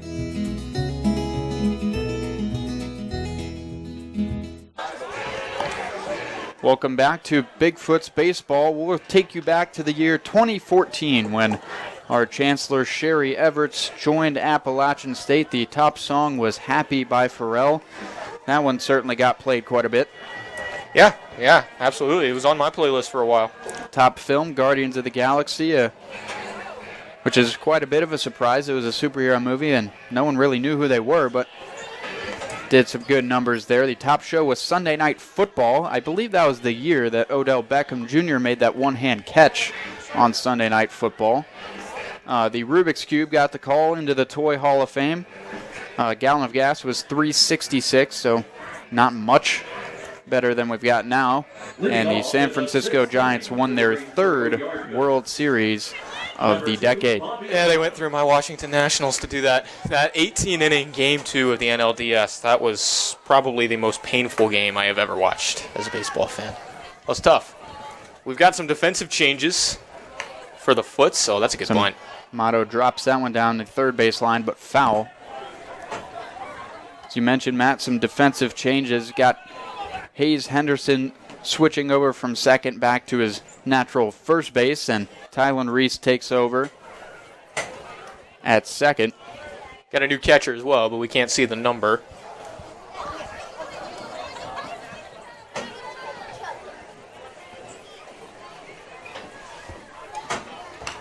That pitch to Amato is fouled back. Let's see if someone makes a play. Ooh, it took a tough hop off of the stone there in the terrace seating area. But no one able to make the catch. One of the littlest Littlefoots was the closest to that one. It's an 0-2. Here's the pitch from Trepper. And here comes another opportunity. And another one that finds the mulch. Looked like a mom was ready to make the play. Yeah. Would have had to jump down a level. That's when you're talking about elite athleticism. Yeah, Amato's staying alive here.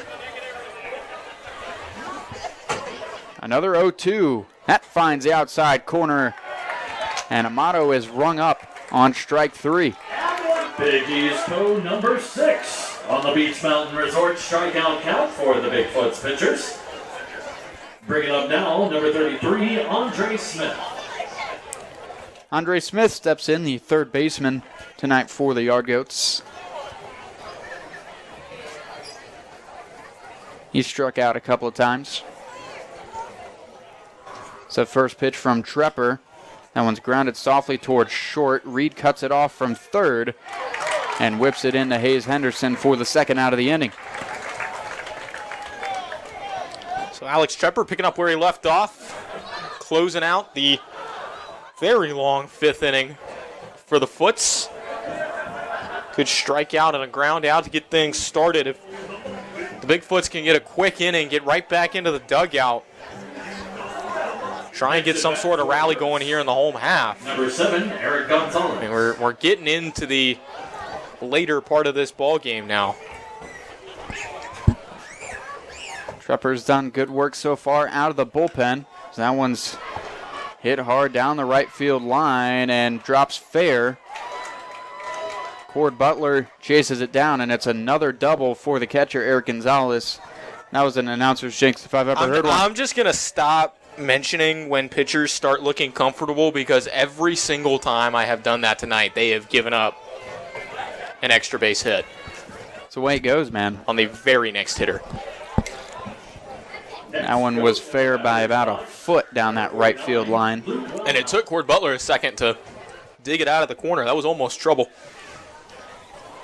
Gonzalez seemed content with his stand-up double.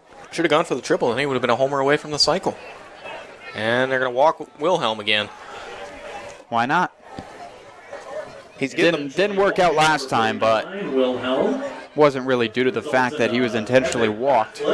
He's Bringing up number 44. He's getting the Barry Bonds treatment. Yeah, he's a little frustrated over there at first. He wants to hit. But that will bring in Tanner Mathis yet again as the follow-up to an intentional walk. Here comes the first pitch from Trepper. That one's low and away for ball one. And Mathis drew the walk. Last time up, Chandler Padgett threw two good pitches on 2-2 and 3-2. Inside out, just off the corners. Two good takes from Mathis. It's grounded by Mathis, and Reed makes the play, and he'll go ahead and walk over to third and step on the bag for the third out of the inning. So a scoreless top half of the sixth for the Foots. They've still got some work to do. It's a 9-3 Yard Goats lead. And now, fans, let's go.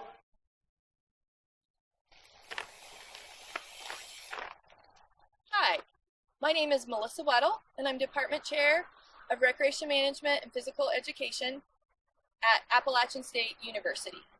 We offer 2 degree-granting programs, one in recreation management with a focus in outdoor experiential education, recreation and park management, and commercial recreation and tourism.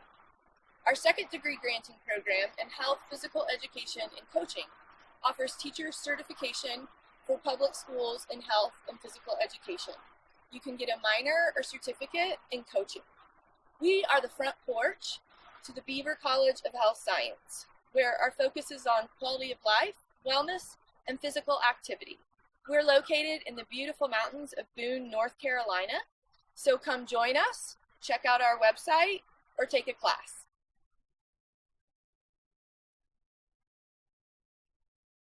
Thanks for coming out. Welcome back to Bigfoots Baseball. It's 9-3. Yard Goats is some shout-outs in between innings. It's the last home game here, so how does Chris not lose his voice? He's a different animal and the same beast. We're going to have a new pitcher for the Yard Goats. But in between innings, the host families got their shout-out. So Jordan Coney, the new pitcher for the Goats. And now, fans, it's time for everyone's favorite game within the game. Stash, bomb, trash. Here's what you got to do. So, you have up until our next 5 solid innings to stash from Jason Reyes. Gives up 6 hits, 3 runs. Stash your recyclables and throw them in the cans. Are you ready? Struck out 3. Stash your trash.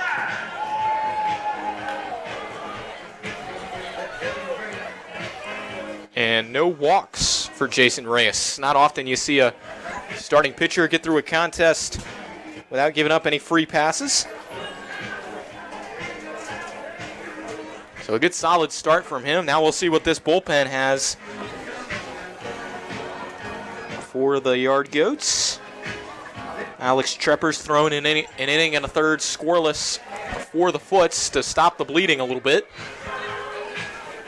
Gave up a hit that brought in the 9th run, but that run was charged to Chandler Padgett because it was an inherited runner for Trepper.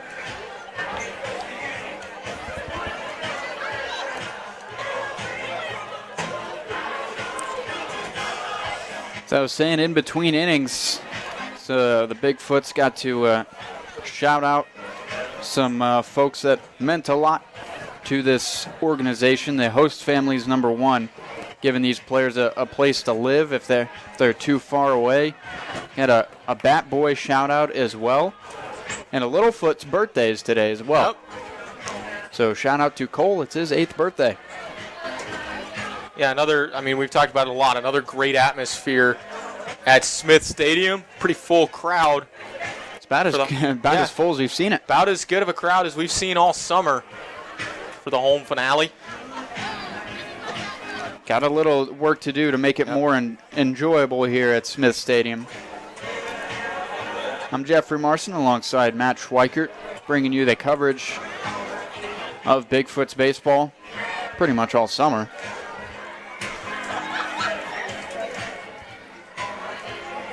As our pitcher will finish up his final tosses.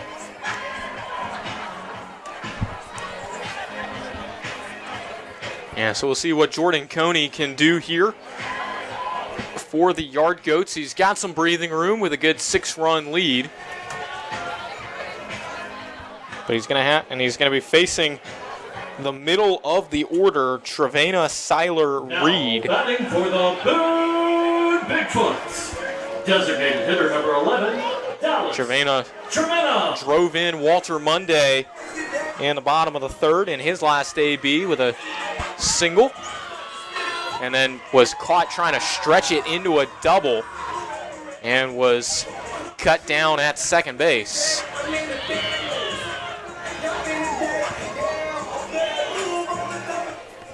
Maybe this righty-heavy lineup for the Bigfoots will see the left-hander a little bit better. Here's the first pitch from Coney, and Trevena did not see that one. He did not see that very well. You're exactly right. That's strike one.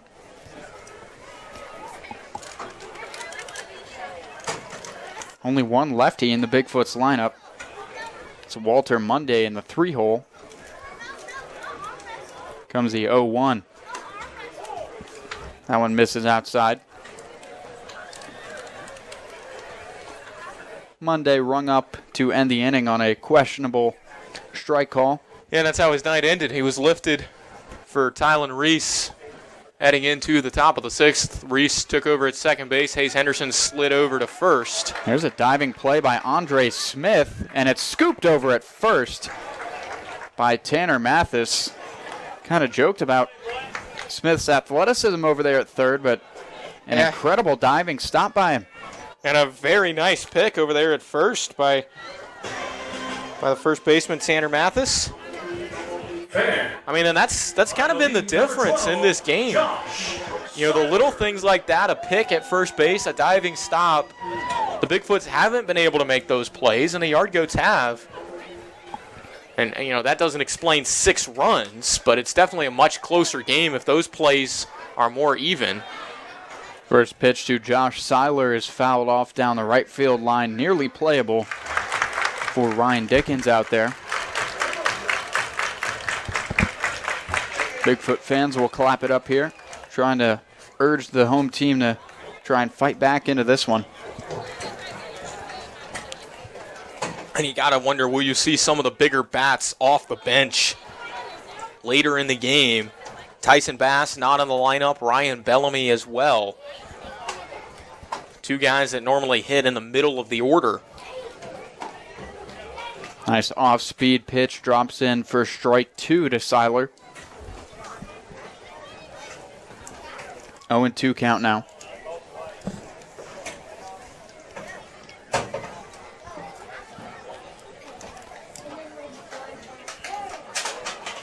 We've got time in the box from Seiler. Coney's got a bit of a funky stance as he waits in that set position. He almost like toe taps a couple of times. Yeah, he toe taps 3 times before he actually comes set. There's the pitch, grounded up the middle. Sliding stop by Amato, and another defensive web gem for the Yard Goats in this bottom half of the 6th inning. Yeah, the defense is making the difference. It's taken away a couple of hits from the Foots tonight, and it's created a couple of runs for the Yard Goats. You know, you go back to that top of the 5th inning where they scored 6 runs. 3 of them were the direct cause of a throwing error by Josh Seiler. Josh Seiler over at shortstop. And then, you know, Bobby Amato has made a couple of very nice plays at second. You saw the play from Smith just a moment ago. Reed takes the first pitch and fouls it off, and that hit the lights out there and dropped on the Yard Goats dugout. Looked like it avoided the actual bulbs, but That's always good. light tower power from Justin Reed. Yeah, he'd like to go after the other light tower now. Oh, yeah. The ones in the outfield. Yeah, more maybe. Yeah, the specifically. one out in left center. I think that's the one he would prefer to go after. Here comes the 0-1. Someone's grounded into the Bigfoot's dugout to make it quickly 0-2. Quick shout out to Connor Arnold, who does a great job providing the baseballs for the umpire. Elite at what he does. He's been doing it all summer from what we've seen. Yeah. That's, of course, when he's not on the mound, which he's done great work there as well. Here comes the 0-2. Outside for ball one.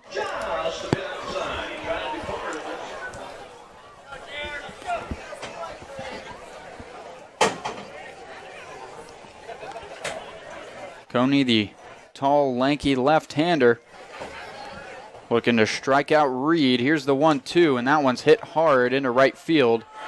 Dickens retreats and makes the catch for the third out of the inning.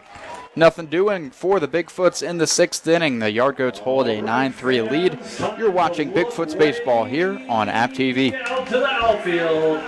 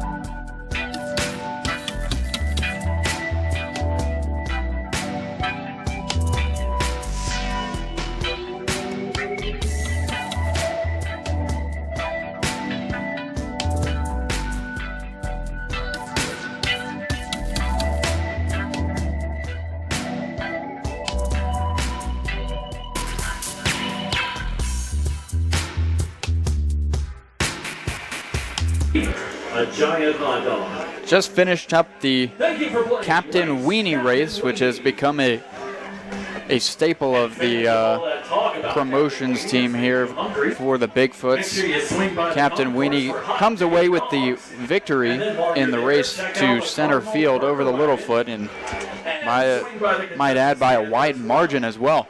Yeah, another great race. And there was a Bigfoot player that actually started behind Captain Weenie, who also beat the Littlefoot, so no mercy. Yeah, in no this final home mercy game. at all. Beers, ciders, and seltzers on tap. They took it personally after Hayes Henderson got beat last night. Look for a wide selection of their brews and stores all over the Carolinas. It's a 9-3 game. Alex Trepper still working out of the bullpen for the Foots. Baseball. Leading off in the Done a good job so far. Don't want to throw another jinx out there.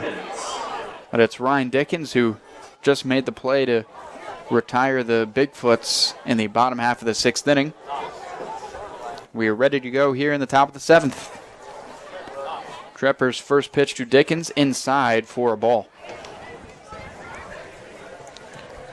And Trepper's done a good job of coming in here and putting out the fire, so to speak. Of course, now that I say that, I'll probably jinx him again, like I've jinxed every pitcher tonight.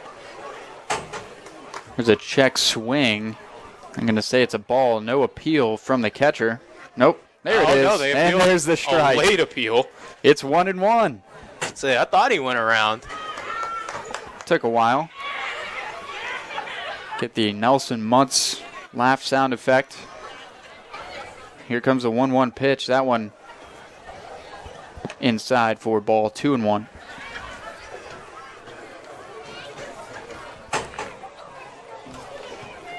Ended up being a beautiful night here at Smith Stadium.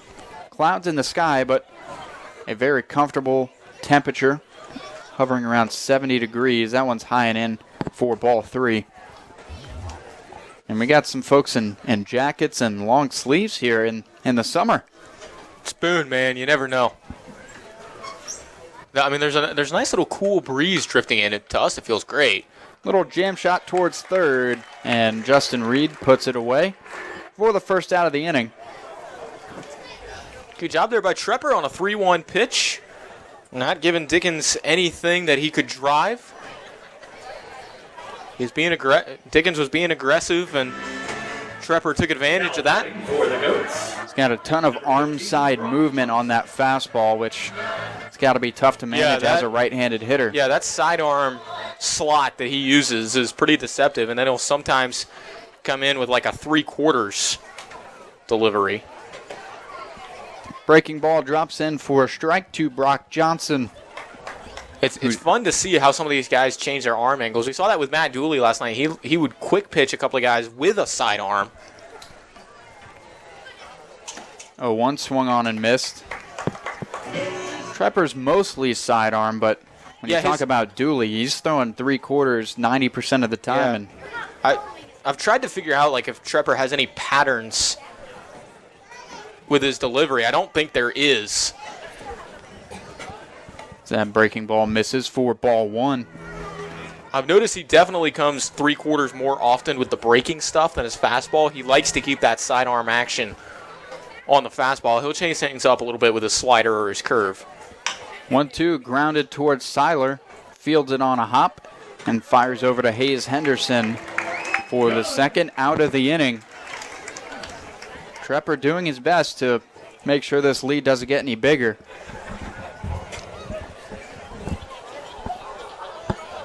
Yeah, he's now got credit for 2 full innings after coming in relief of Chandler Padgett. Jason Reyes. But now the pitcher is going to get to hit here. It's Jason Reyes who started this game as the pitcher, coming in for Brad Howell, who is an extra hitter. Yeah, the scorebook's getting real sloppy now. See a lot of notes in there. Pen's going to run out of ink. So Reyes grounds that foul. I just bought this pen like 2 weeks ago. If it runs out of ink in the second game that I score with it, Sharpie and I are going to have problems.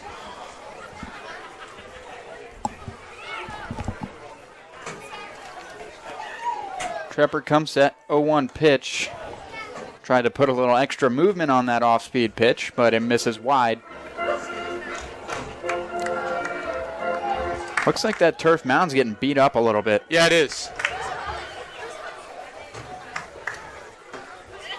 1-1 pitch. Grounded foul yet again. It's a 1-2 count. Kind of looks like there's like the actual rubber part of the mound, like that middle strip. It's like an insert almost. Because you can see like it looks like it's peeling almost. Yeah, like there's lines separating the middle part of the mound from the sides, and that's where the issue appears to be. Trepper's still got a 2-strike count on Reyes, who fights off another pitch. That one just gets out of the stadium here, so no souvenirs. Won't stop any of the Littlefoots. Come on, fans, let's hear that Bigfoot Stomp Stampede. We're going to bring back the Stomp Stampede with 2 strikes and 2 outs in this top of the 7th. Trepper comes set and fires. That one's popped up towards second. Reese pops the hat and makes the catch for the final out of the inning. Alex Trepper doing a good job making sure this lead doesn't inflate, but Bigfoot's still down 6. You're watching Bigfoot's Baseball on App TV. Fans, it's the middle of the Let's go! To a place where you can grow. A place to be heard. And take a closer look. A place where you can crush it. And push yourself. A place to find your voice. This place rocks. And rolls. A place where you can get out. A place you'll never forget. So where is this place? Let me show you.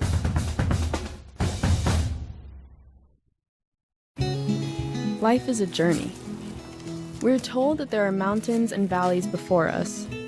A mountaineer trudges through. Where others see an obstacle, a mountaineer sees an opportunity. A mountaineer climbs tomorrow's mountains today. So what is a Mountaineer?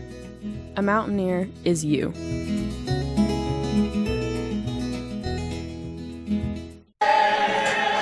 Welcome back to Bigfoots Baseball as we take a look at the traditional 7th inning stretch song here at Smith Stadium, which is Sweet Caroline and not Take Me Out to the Ball Game. The Foots definitely not as into it as they usually are. I guess that'll happen when you're down by 6. They're still out there, though. Yeah. Crowd's still having a good time as well. Most of them off their feet. On their feet, I should say. Taking a look at the upcoming schedule for the Bigfoots. Just one game left, and it is on the road against the Tri-County Chili Peppers. Fans doing a nice job packing Smith Stadium for the final home game of the Bigfoots season. It's been a lot of fun for the games we've gotten to do, Matt. Yeah, it has. I mean, look, not very often you get to say you watched guys play a baseball game in superhero costumes. I think that's still the highlight of our summer. Without a doubt the highlight of the season for me. Watching Walter Monday barely keep that costume on. The Incredible Hulk costume, the irony there. Yeah. Tyson Bass playing an inning at shortstop with a Spider-Man mask. Third base. Even worse. Excuse me, hot corner. But he played an inning in the field with a Spider-Man mask on. I mean, it hurts your vision quite a bit. Yeah. And later in the game, he homers in the Spider-Man costume. I wanted to see him hit with the mask on. That is my only disappointment. That would have been dangerous. From that game. He had a helmet on, he'd be fine. But luckily, he did have the mask off when he was hitting, and he hit a home run while in a Spider-Man costume. Yeah. Now that was... Jersey numbers were non-existent that day. That was... Which made it very difficult for us. Yeah, it doesn't figuring out who was who. But now we move to the bottom of the 7th. Bottom of the lineup is going to have to work some magic. It's 7, 8, 9 due up for the Foots. And that starts with right fielder Cord Butler.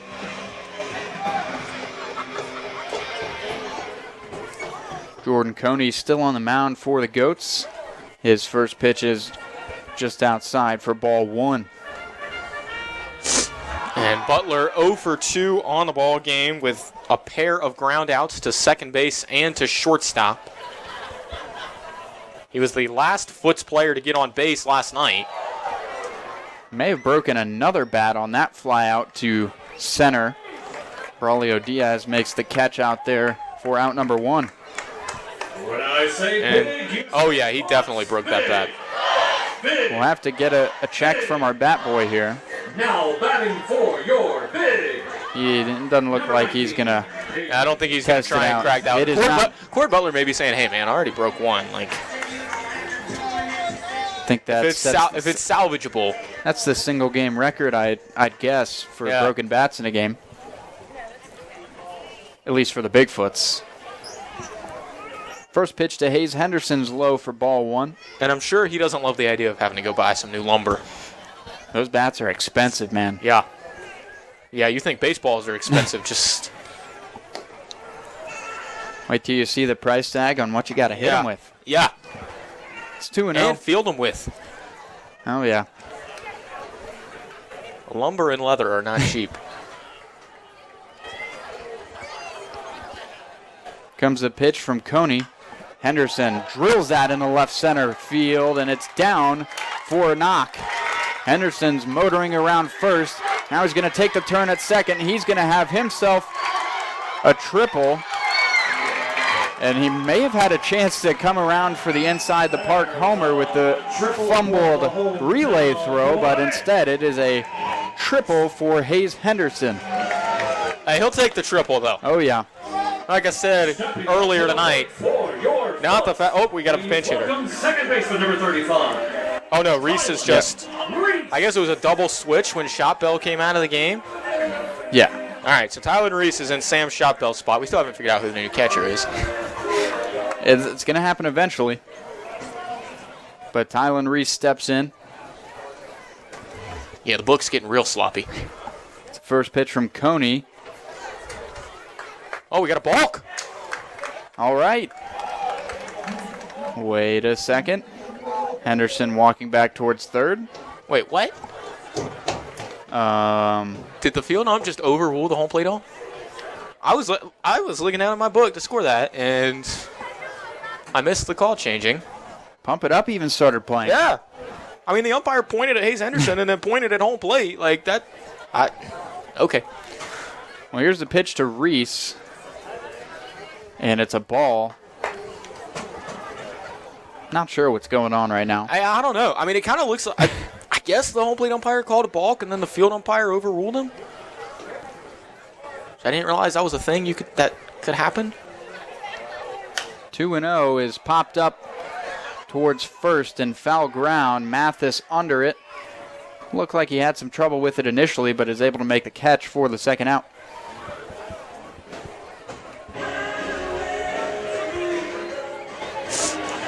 Top of the order for the Boone Bigfoots. Number 1, Matt Wright.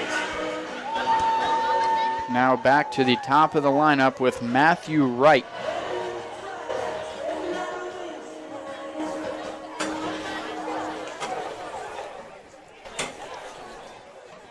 Mentioned before, sporting that new red bat. Just make sure it's out of Cord Butler's hands. Yeah. Don't want to break that thing. First pitch is a ball. It looks like one of those specialty bats straight out of Diamond Dynasty and MLB The Show. Red bats used to be a little more common in the Major League game.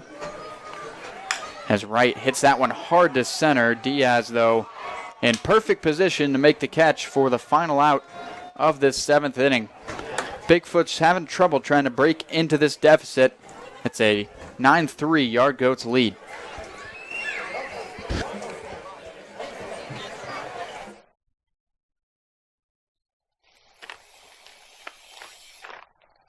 Hi, my name is Melissa Weddle, and I'm Department Chair of Recreation Management and Physical Education at Appalachian State University. We offer 2 degree-granting programs, one in Recreation Management with a focus in Outdoor Experiential Education, Recreation and Park Management, and Commercial Recreation and Tourism. Our second degree-granting program in Health, Physical Education, and Coaching offers teacher certification for public schools in health and physical education. You can get a minor or certificate in coaching.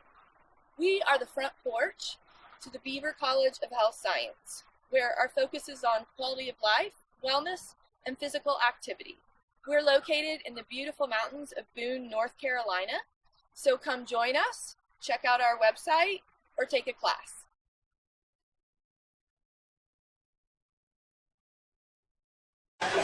Welcome back to Bigfoot's Baseball as we've reached the top of the 8th inning. We've got a pitching change for the Foots to report to you. Travis Shoemate is going to take over for Alex Trepper. Shoemate, a senior from Lynchburg College. His favorite TV show is Friends, which I don't think I've ever seen before, but I know what it is. I haven't either. But a good outing from Alex Trepper, 2 1/3.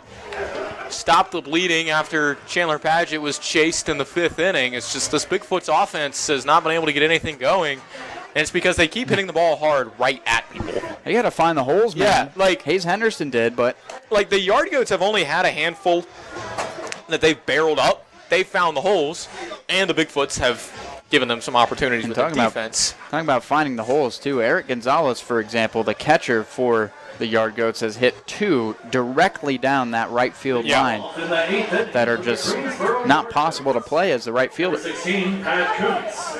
Yeah, based off of how these two teams have played tonight, this is not a 9-3 game. Not at all. But that's the reality of the situation. Pat Kuntz steps in for the Goats and takes a first pitch strike.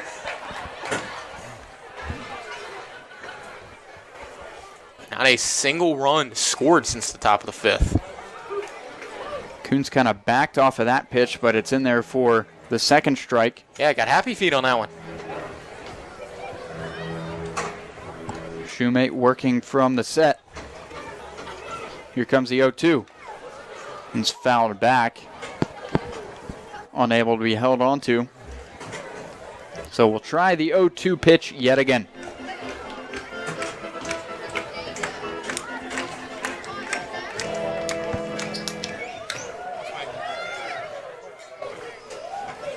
Comes a pitch from Shoemate. Breaking ball, chopped foul down the first baseline. Coons doing a good job of making Shoemate work for it. How about a third 0-2 pitch? Yeah. I don't like that they're playing staying alive for the road Yeah, I don't team like here. that. I don't like that.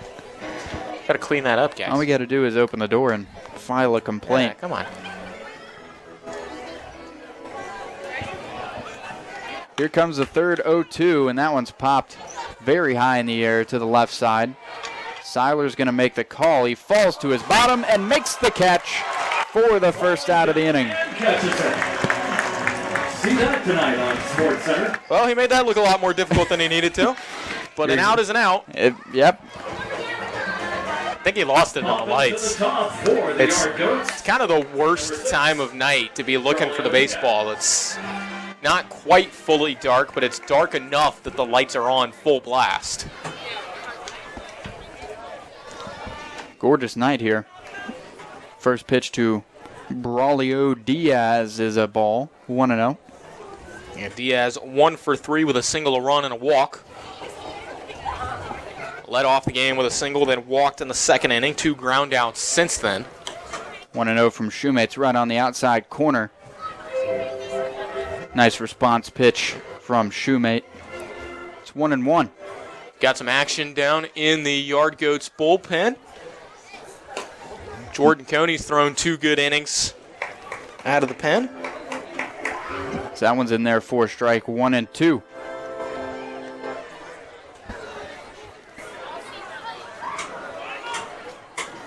Shoemate comes set. And that one went about 55 feet to the plate. Good sportsmanship from Diaz, hitting it back to the catcher.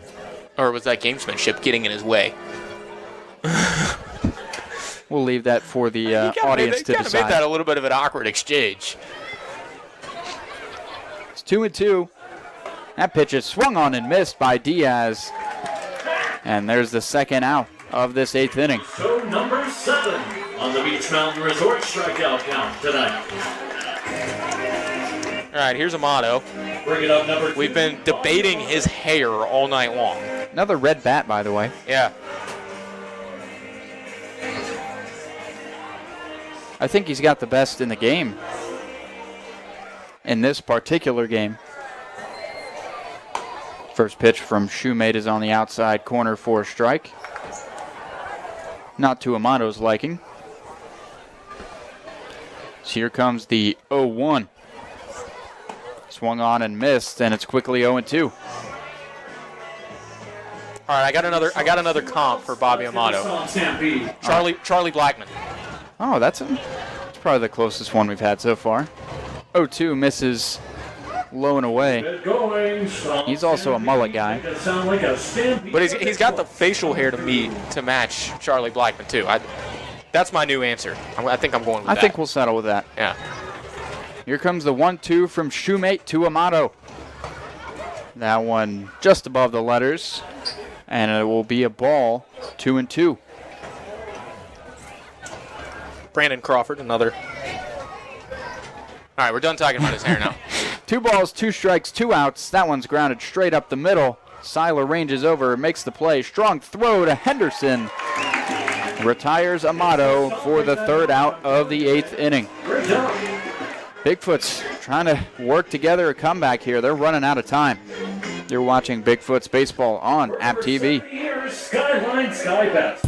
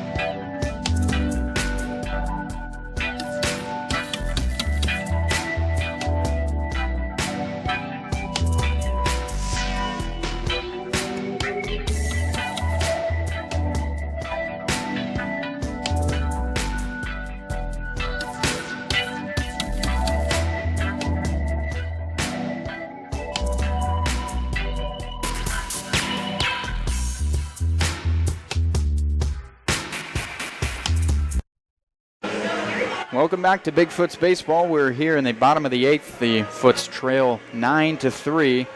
Talked about this earlier. It's take a look at some of the national days for July 29th. To discuss Chicken Wing Day. Where's your go-to chicken wing spot in Boone? I think you have to go to River Street Ale House with the deal that they have. Yeah. I can't remember which day. Thursday. Yeah, they got a good deal over there. Not sponsored, of course, but it's a recommendation from us. Yeah. Lasagna Day. I don't think anyone particularly looks for a lasagna spot. Yeah, I mean, I'm sure there's some Italian restaurants around here that make a decent lasagna. Lasagna's good. I think lasagna is one of those things that's always best when your mom makes it. Yeah, I completely. That was a good take. That's a home comfort food. Talking an elevator day. Nope. We mentioned that. I'll take a pass on that one. Yeah. We got an elevator at the Beasley Media Complex that I don't really use unless we're seldom used. It's really only used to move equipment. Yeah, but we got a staircase in there. We got to get our steps in. Yeah, got to get the steps in. You tracking your steps today? No, I don't normally track my steps, but I got mine locked and loaded. It's good that we're standing up here for these final few innings, and the last one there was Lipstick Day, which, of course, we don't have much to add there. Yeah, that's not really our area of expertise. Just a couple of guys. Yeah, if you're tuning into a sports broadcast for lipstick content, I think you've come to the wrong place. Especially with us two. Yeah. We're in the bottom of the 8th. Is this a pinch hitter? Looks like it's Driftin' Paget at the plate. No, no worries. I misread my book. No worries. First pitch from Coney to Paget is a ball. All right, so Jeff, I know you're a big Yankees fan. Big Yankees fan. What about the Yankees? Aaron Judge just hit his 40th. Guy's unreal. Now, I play the MLB Play app, Beat the Streak, where you pick a guy to get a hit every game. And I picked him yesterday, and he let you down? I watched him. I called the home run that he hit to walk off the Royals. Oh, yeah, that's right. It was just too easy. He's unbelievable. I'm sure you enjoyed what Max Scherzer did to him the other night, though. He diced him up. Yeah. It's a 2-1 count to Paget. Make that 3-1. Aaron Judge is one of those Yankees you can't really dislike, unfortunately. Yeah, he's going to get a bag from somebody here in a few months. That's not the Yankees. Maybe. We'll see. Depends on what ends up happening with Juan Soto. We'll see. Here's the 3-1. That's outside, and Driftin' Paget will put his best foot forward and take that jog over to first. First walk the Foots have drawn all night. And that doesn't really have anything to do with the at-bats that they're having. But yeah, Reyes and Coney have just been accurate. The Bigfoots. Number 18, Macon Winslow. All right, so Macon Winslow is, I guess he's a new player right at the end of the season. Right in time. And he drills one down the left field line. That's going to get all the way to the wall. He's going to have extra bases. Paget forced to slow down at third. But it's a no-out double for Macon Winslow, who is not even on our roster. All right, Macon Winslow. Welcome to the Bigfoot family. Welcome to the high country. Yeah. Said joining just in time. Yeah. From at least what we've seen. That ball was hit hard. Next Bigfoot in the batter's box. So now we're going to see Dallas Trevena, designated hitter.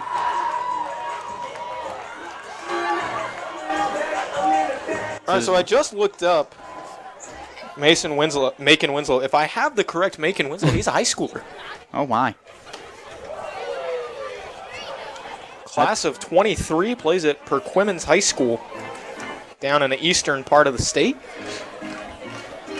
Well, he's got a double in his Bigfoot's career.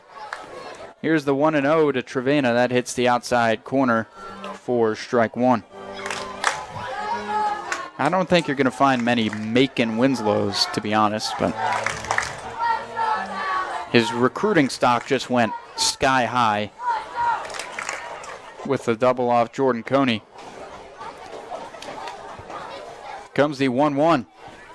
Trevena hits it hard to center.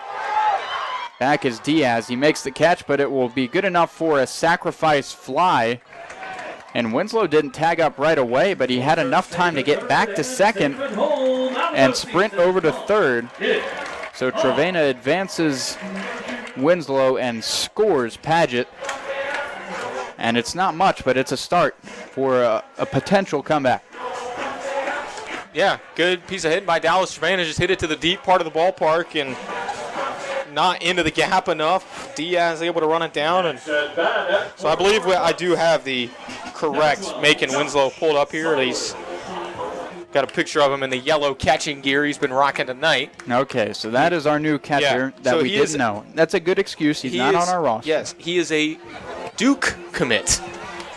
Oh, never Yeah, mind. you and I are lifelong Carolina fans. Seiler lines that straight at the shortstop, and there's another example of another hard-hit ball that just does not find green grass. If the Foots didn't have bad luck, they'd have no luck at all tonight. I mean, that is just tough. Now batting for the But yeah, Macon Winslow. I mean, that's big time, though. Yeah, not a lot of, most of these Bigfoots players are D2, D3 guys. Winslow still got his senior year left to play, but heading to a Power 5 school. He's got a bright future. Duke's got a solid baseball program over there. And he was an early commit. showing how flexible he is. Committed in 2019. That was before. That would have been before I was he in even- high school. I was say that would have been fall of 2019. I think would have been like his freshman year of high school. I think. Oh, Still, man. that's early. making you and I feel a little old in here. We won't make our audience feel too bad about us feeling old. We're still, 21, both of us. Yeah. It's 1-1 count to Justin Reed. We've called the ultimate utility man for this Bigfoots team. He's played 8 positions I think all 9 positions this summer. Yeah. Yeah, he's done it all. Comes the 1-1. Inside, 2-1. 2 outs here in this 8th inning. He's so flexible. He's And Reed looking for a knock. He's 0 for 3 in this game. Fielder's choice, a fly out and a line out. Hit the ball very hard last time up. Tried to do it again, but he swings through the 2-1 pitch. Big cut that time. Yeah, he was trying to make this a 9-6 game. Instead, we'll have 2 balls, 2 strikes, 2 outs. Winslow on third base. Coney comes set. Left-hander delivers, and Reed chops it to third. Smith fields it on a hop. Long throw over, scooped over at first base yet again by Mathis, who has been a brick wall over there. The Foots get one back, but still down 5. You're watching Bigfoots baseball here on App TV. Big thanks to a lot of businesses and folks. To a place where you can grow. A place to be heard. And take a closer look. A place where you can crush it. And push yourself. A place to find your voice. This place rocks. And rolls. A place where you can get out. A place you'll never forget. So where is this place? Let me show you.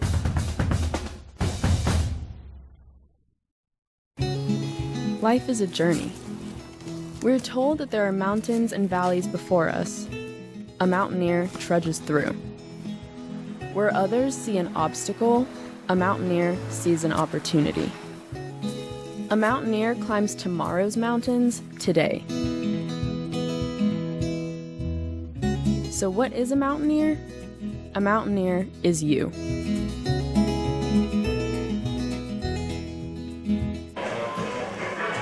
We have headed to the 9th here at Smith Stadium, where the Greensboro Yard Goats lead the hometown Bigfoots 9-4 in the home finale of the season. Bigfoots have had a good past week, beating the Crushers, Stars, Ducks, and most recently the Carolina Yankees yesterday. The Bats were alive, 17-4. That's not a summer ball 17. That is a legit 17 from hard-hit baseballs. Yeah, that was a legit 17, and it seems like they used up all their luck last night because, like, I'm sure if we had a list of like the 10 or 15 hardest hit baseballs in this game, most of them would be from the Bigfoots. It's just they've hit them right at people. Now on the mound. We got a new pitcher for the Foots. It's Matthew Wright. Going to get a chance on the mound. And I am officially out of room in my book for pitchers.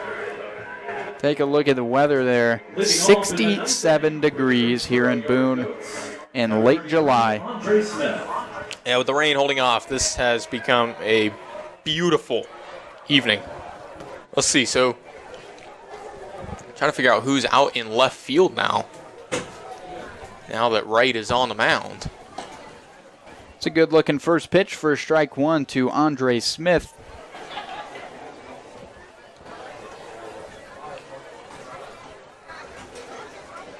Oh, and one breaking pitch grounded towards second. Reese fields it on a generous hop. Smith gives up on running to first, and he's retired for the first out of the ninth. That's kind of sad, man. Yard Goods don't have a bat boy, so he figured he'd shorten the trip back. And, well, the worst part of that is, like, that almost ate up Tylen Reese. Like, that took a weird hop. It took a weird hop off the edge of the dirt. I think he stopped once he realized he had fielded it. Regardless, it's Eric Gonzalez now stepping in. But that's my get off my lawn moment for the night. I mean, dude, run it out. At least get to the base. Yeah, like, or at least wait until you're officially out to stop. Also true. Here's the 1-0 from Wright. Swung on and missed from Gonzalez. I don't know if Matthew Wright has pitched this summer, but he looks awfully good up there so far. He looks pretty good, yeah. Oh, we won't say that too much, though. Yeah, I mean, I've jinxed yeah. pretty much every pitcher. Traditionally an outfielder. It's the leadoff hitter tonight and starting in left field. Off speed is working for him. And there's a 1-2 count now. And Gonzalez has been a thorn in the side. A pair of doubles and a single and a run scored. An RBI on his ledger as well. Here comes the 1-2. Nearly got Gonzalez to chase, but instead we'll have a 2-2 count. This game has felt out of hand for a while, but a lot of Foots fans have stuck around. Here comes the 2-2. Nice pick by Winslow back there.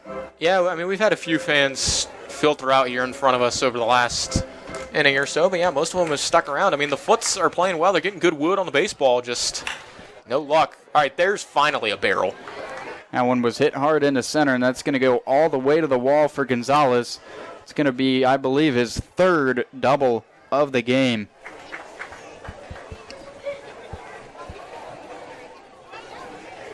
It's rare to see a catcher who can hit as well as he can nowadays, but he's found the baseball today. Yeah, and he hasn't been tested a whole lot defensively. You know, the Foots normally attack opposing catchers. They get on base and they run a lot, but they haven't run a lot. Are they walking Wilhelm again? It's the third intentional walk for Luke Wilhelm, and I think at fault for that is Eric Gonzalez for hitting too many doubles in front of him. Yeah, Wilhelm's getting frustrated. Dropped to a knee when he saw he was getting walked. I mean, but hey, his on-base percentage is going to be looking real pretty. Oh, yeah, skyrocketing up. 2 for 2 with a triple, a single, 3 intentional walks, 2 RBIs, and now they're paying the price. And that one's hit hard into right center. Mathis is going to have extra bases. 1 run will score. Wilhelm will cross home as well. And the comeback will seem a lot more difficult once we reach the bottom of the ninth. Yeah, you knew that had to happen eventually. They were going to keep walking Luke Wilhelm and keep putting some fire into Tanner Mathis. Got a hold of one on the first pitch right there. And now we'll see some more fans start to make their way to the exits. It's Ryan Dickens at the plate as he watches the first pitch strike. Also, I'm going to blame you for the announcer jinx this time because you were the first one to bring up that Matthew Wright looked really good. And I just want the record to show that I didn't jinx this pitcher. That one's lined towards first. Nice catch by Hayes Henderson over there for the second out. About time the Yard Goats had a hard hit out. Yeah, I also have it on record that I also predicted that the jinx would happen. Yeah. Despite me saying it. You're trying to reverse jinx. Didn't work. That's just how powerful it is tonight. Stepping in is Brock Johnson, the shortstop, who's played great defensively tonight for the Goats. Here's a pitch from right. That one misses for a ball. Had that tough play deep in the hole on a backhand earlier in this game. Yeah, that was on Hayes Henderson back in the second inning. 1-0 pitch misses inside, 2-0. I mean, it's been an impressive performance by the Yard Goats. Probably some of the best defense we've seen. Definitely agree with that. So it's 3-0 now to Johnson. Like, it's pretty rare for a team to make it through 8 innings on this field without an error. Especially with the amount of times the ball's been put in play. Well, and especially with the amount of throws that have been short-hopped. I mean, Tanner Mathis over there at first base has... Brick wall. Yeah. He's been phenomenal. Right, finding the strike zone. He's going to deliver a 3-1 after this short break.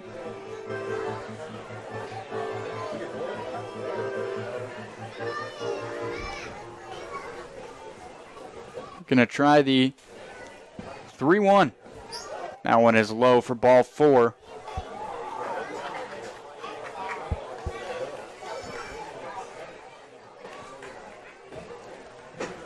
No action in the Foot's pen. Matthew Wright's going to be wearing this one if he can't retire the side.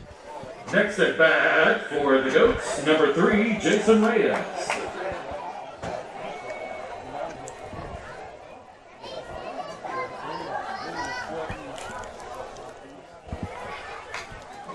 First pitch is fouled back by Jason Reyes, who started this game on the mound.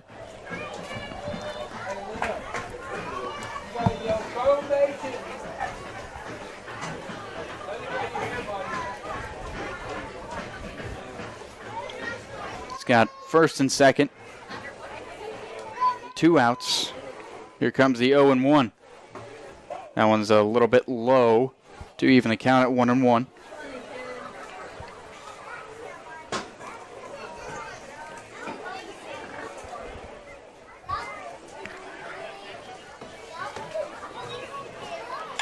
One is lined into center for a base hit. Padgett fields it cleanly and hits his cutoff man, so no runners will score. But it's bases loaded for the 10-hitter, Pat Kuntz.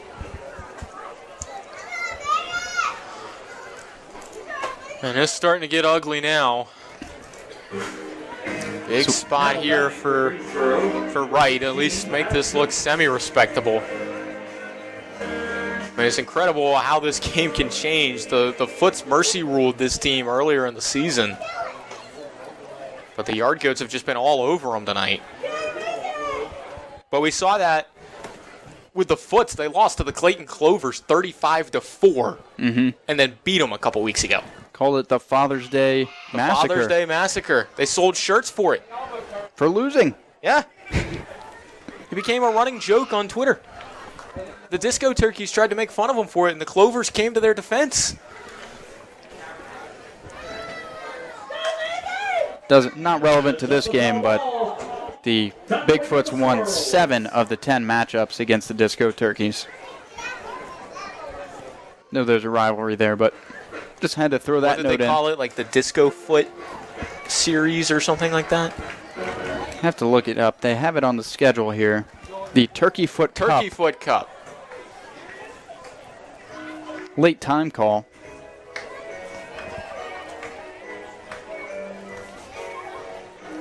Yeah, the Foots are fully independent, so they don't have a Textile League championship that they can bring home this year, but they can bring home a Turkey Foot Cup. I mean, that's just fun to say.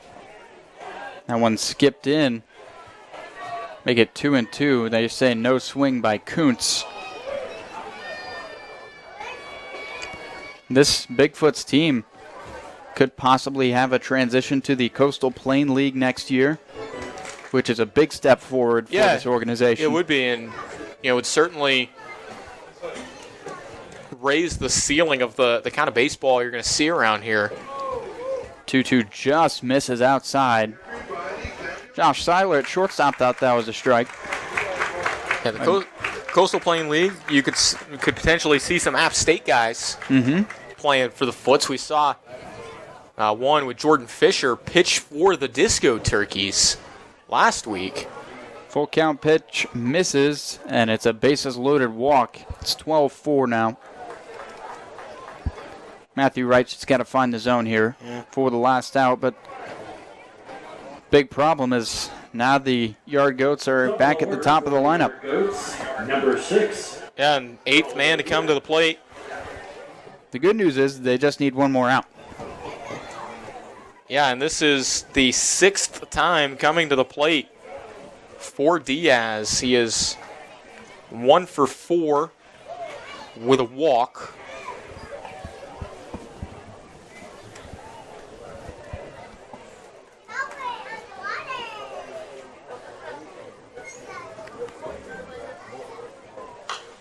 Diaz pops that straight back. That might be rolling.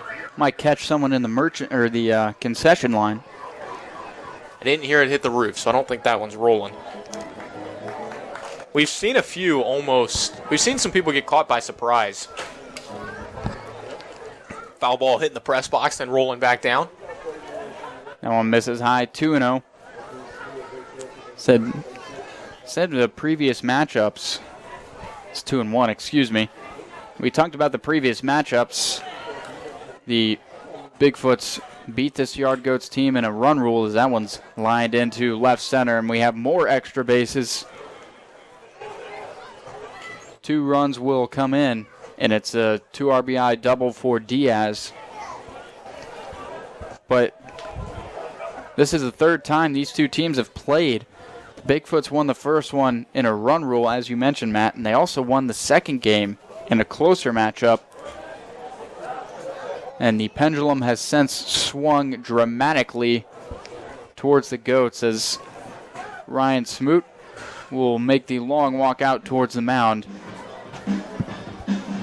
Looks like he's just going to calm his pitcher down. These are 2 VMI guys. Yeah, and we're in run rule. I mean, the run rule is not going to be in effect in the 9th inning, but we're in run rule territory now. Oh, yeah. Doesn't really matter. Yeah. But another crooked number, and they've now batted around. Bobby Amato's the 10th man up this inning. The Yard Goats have scored in 3 innings this game. In the first inning, they scored 3. In the 5th, they scored 6. And now in the 9th, they have scored 5. Yeah, it's been the big inning.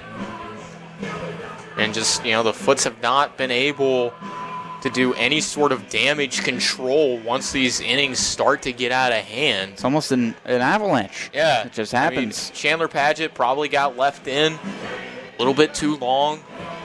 The 5th inning, you also had an error that compounded things there. Matthew Wright, he's just wearing this one. He's taking one for the team here. First pitch to Amato is up high for ball 1. Amato is 2 for 5. He's got a double, a single, and came around to score in the first inning. Wright finds his zone that time. It's a 1-1. Question is, can he do it again? Here's a pitch, and that one hit high down the right field line. A chance possibly for a souvenir, and the one hop over the fence will provide that.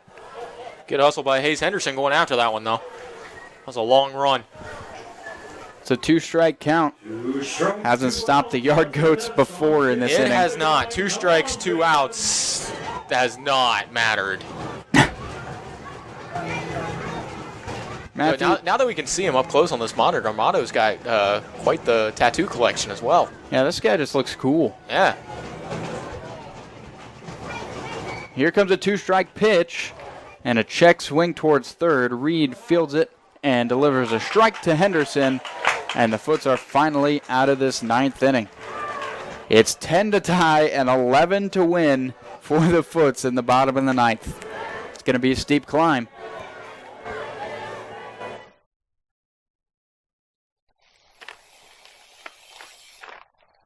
Hi, my name is Melissa Weddle, and I'm Department Chair of Recreation Management and Physical Education at Appalachian State University. We offer 2 degree-granting programs, one in Recreation Management with a focus in outdoor experiential education, recreation and park management, and commercial recreation and tourism. Our second degree-granting program in health, physical education, and coaching offers teacher certification for public schools in health and physical education. You can get a minor or certificate in coaching. We are the front porch to the Beaver College of Health Science, where our focus is on quality of life, wellness, and physical activity. We're located in the beautiful mountains of Boone, North Carolina, so come join us, check out our website, or take a class.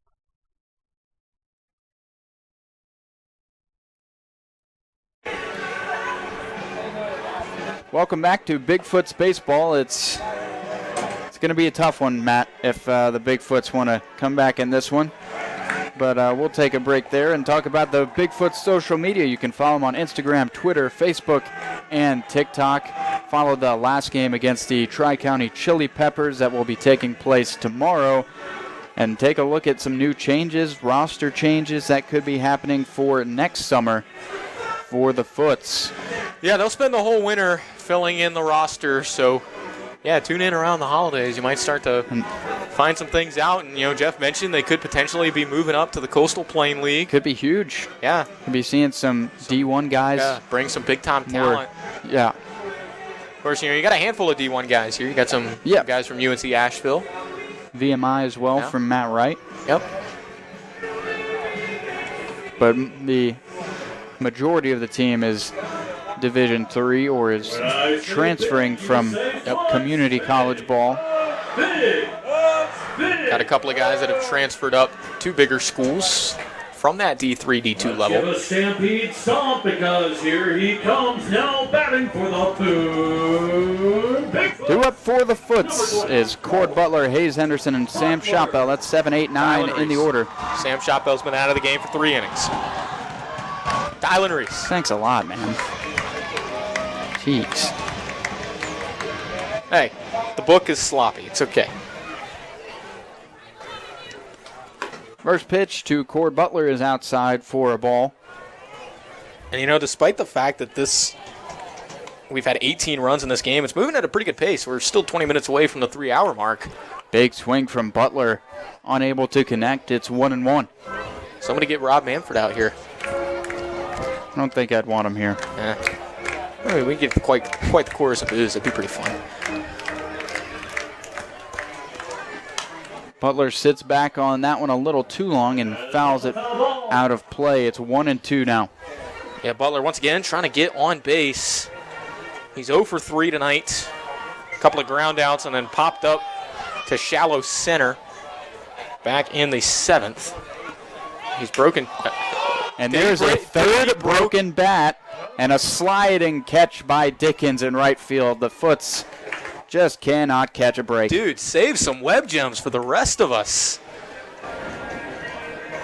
A third broken bat. It did not look like it passed inspection from our bat boy down there. Yeah, Cord Butler needs a new bat supplier. Well, good thing he's swinging aluminum during the college season. Yeah, that is true. Here comes Hayes Henderson. He's got an extra base hit in this one. Swings and misses at the first one, 0-1. When I say Hayes, you say Henderson. Hey, hey, hey. Not the most coordinated chant by our guy Chris from the press box. Hey, they made it work. An attempt was made. That one misses. It is 1-1. Chris is a promotions guy. PA's not. Maybe he's not cut out for the PA work. Great at promotions, though. Comes the 1-1. Henderson hits a jam shot into shallow right. Ranging back to make the catch is Amato. These guys, They just can't find the holes, man. 70% of the earth is covered by water. The rest is covered by the Greensboro Yard Goats. Like, if a Yard Goats player had hit that exact baseball, I guarantee it drops. Tyson Bass going to get one final AB. Player of the Year, number 7. And just named Bigfoot's Player of the Year by our PA guy. I guess it's an official award. It's Tyson Bass coming in to pinch hit. Yeah, he'll get a nice little farewell AB. He'll get a chance for the 11-run home run with 2 outs. Yes. Be quite the feat if he was able to He almost get wore that one. going. That would be a terrible last at bat. I think that may have got him, and he just stayed in there. Nah. Comes the 1-0. Takes that one for a strike. Bass listed as a junior at North Carolina Wesleyan, so in theory could maybe see him back one more time next summer. Backed off of that one, and that's a ball. It's 2-1 now. We do see some guys occasionally. They finish out their senior year, and then they come here for one last summer. So here's the pitch to Bass. Not as aggressive as usual. Takes that one for a strike. It's 2-2.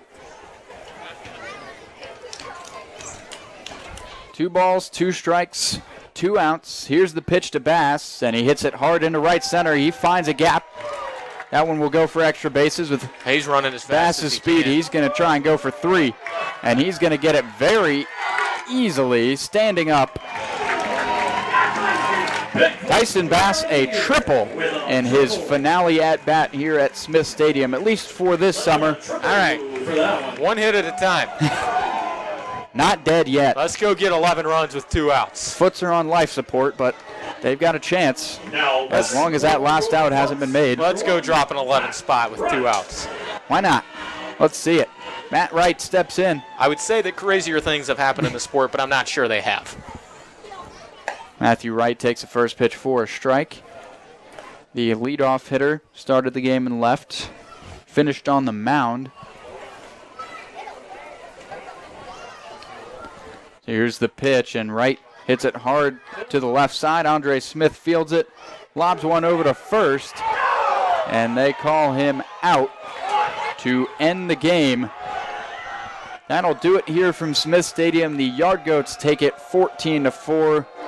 Fans not happy about that call. Field umpire will get a parade of boos on the way out. But I'm not sure it would matter in a 10-run ball game. Yeah, it would have been nice to get one more run on the board, but bang, bang play, and kind of just emblematic of the Bigfoots night. The 50-50 calls, the 50-50 plays didn't go their way. I mean, they didn't play nearly as badly as a 10-run loss would suggest. It's just... Like I said a couple of times, if they didn't have bad luck tonight, they would have had no luck at all. You said that last play was emblematic of the Bigfoots game, but this game was not emblematic of the Bigfoots season. No, it was not. 27-12, unofficially 29-12.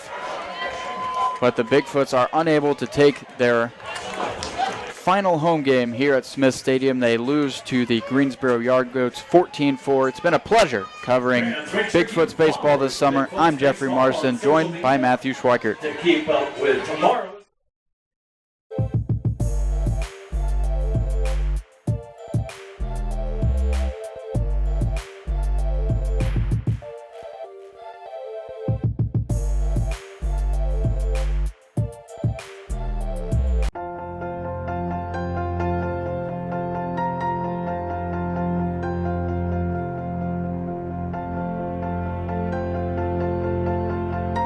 How I got to Appalachian State is a really funny story because I grew up in Northern Virginia. My parents both educators. My dad was an elementary school principal, my mom a kindergarten teacher.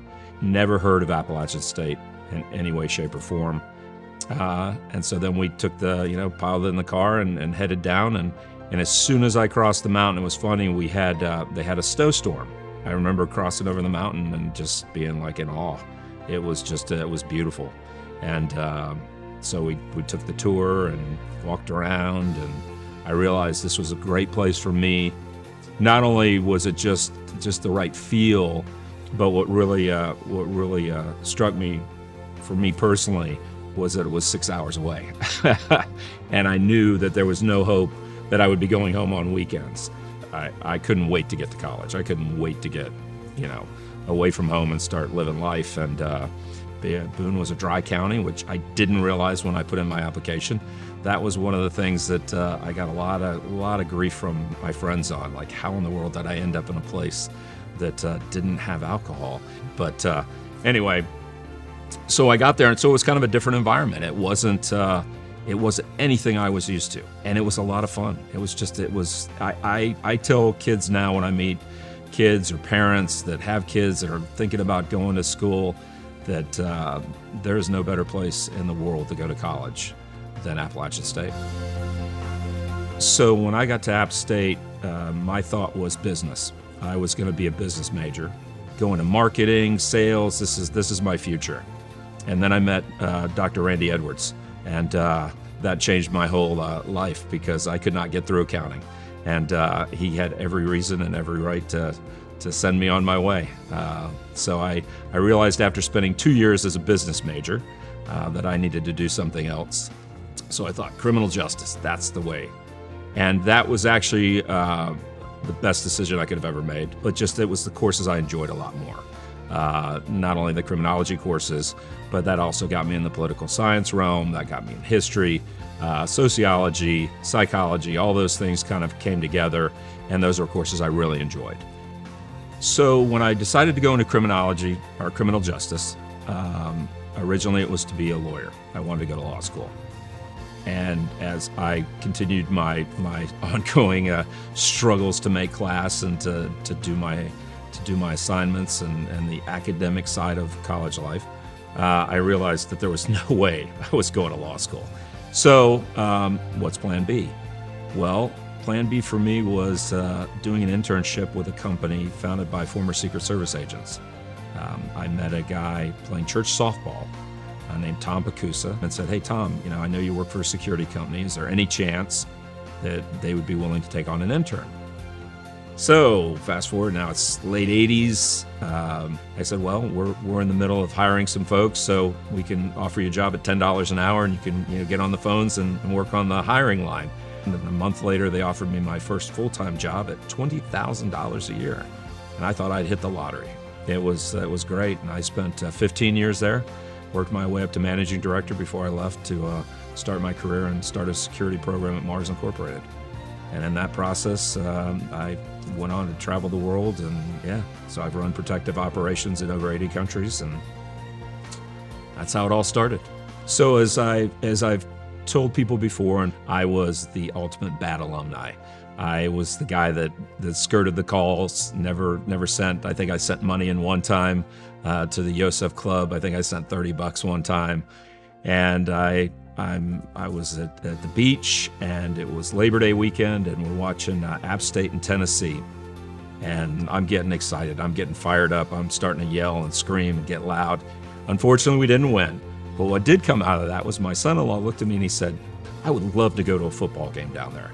And I said, "Well, I haven't been back in," I couldn't even remember how long it had been since I'd been back. So I said, well, let me reach out. I'll make a phone call. We'll see about getting tickets. Called. Got this guy, Brian Tracy, answers the phone and he said, "Well, we'd love to host you for a game, So I went down and I saw Texas State. We get there, and again, the way the university had grown, the growth of the university, I was blown away. I mean, I was blown away how amazing it looked. I got to meet Doug Gillen.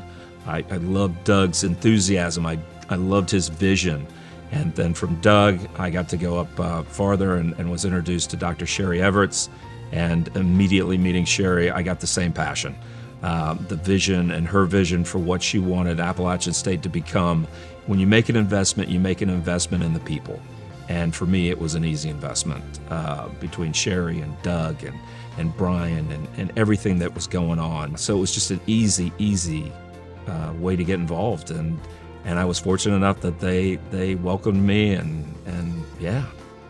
So when I got to meet Sherry and Doug, and I got to be involved more with the university, I got to be privy to some opportunities, and they asked me to be on the board.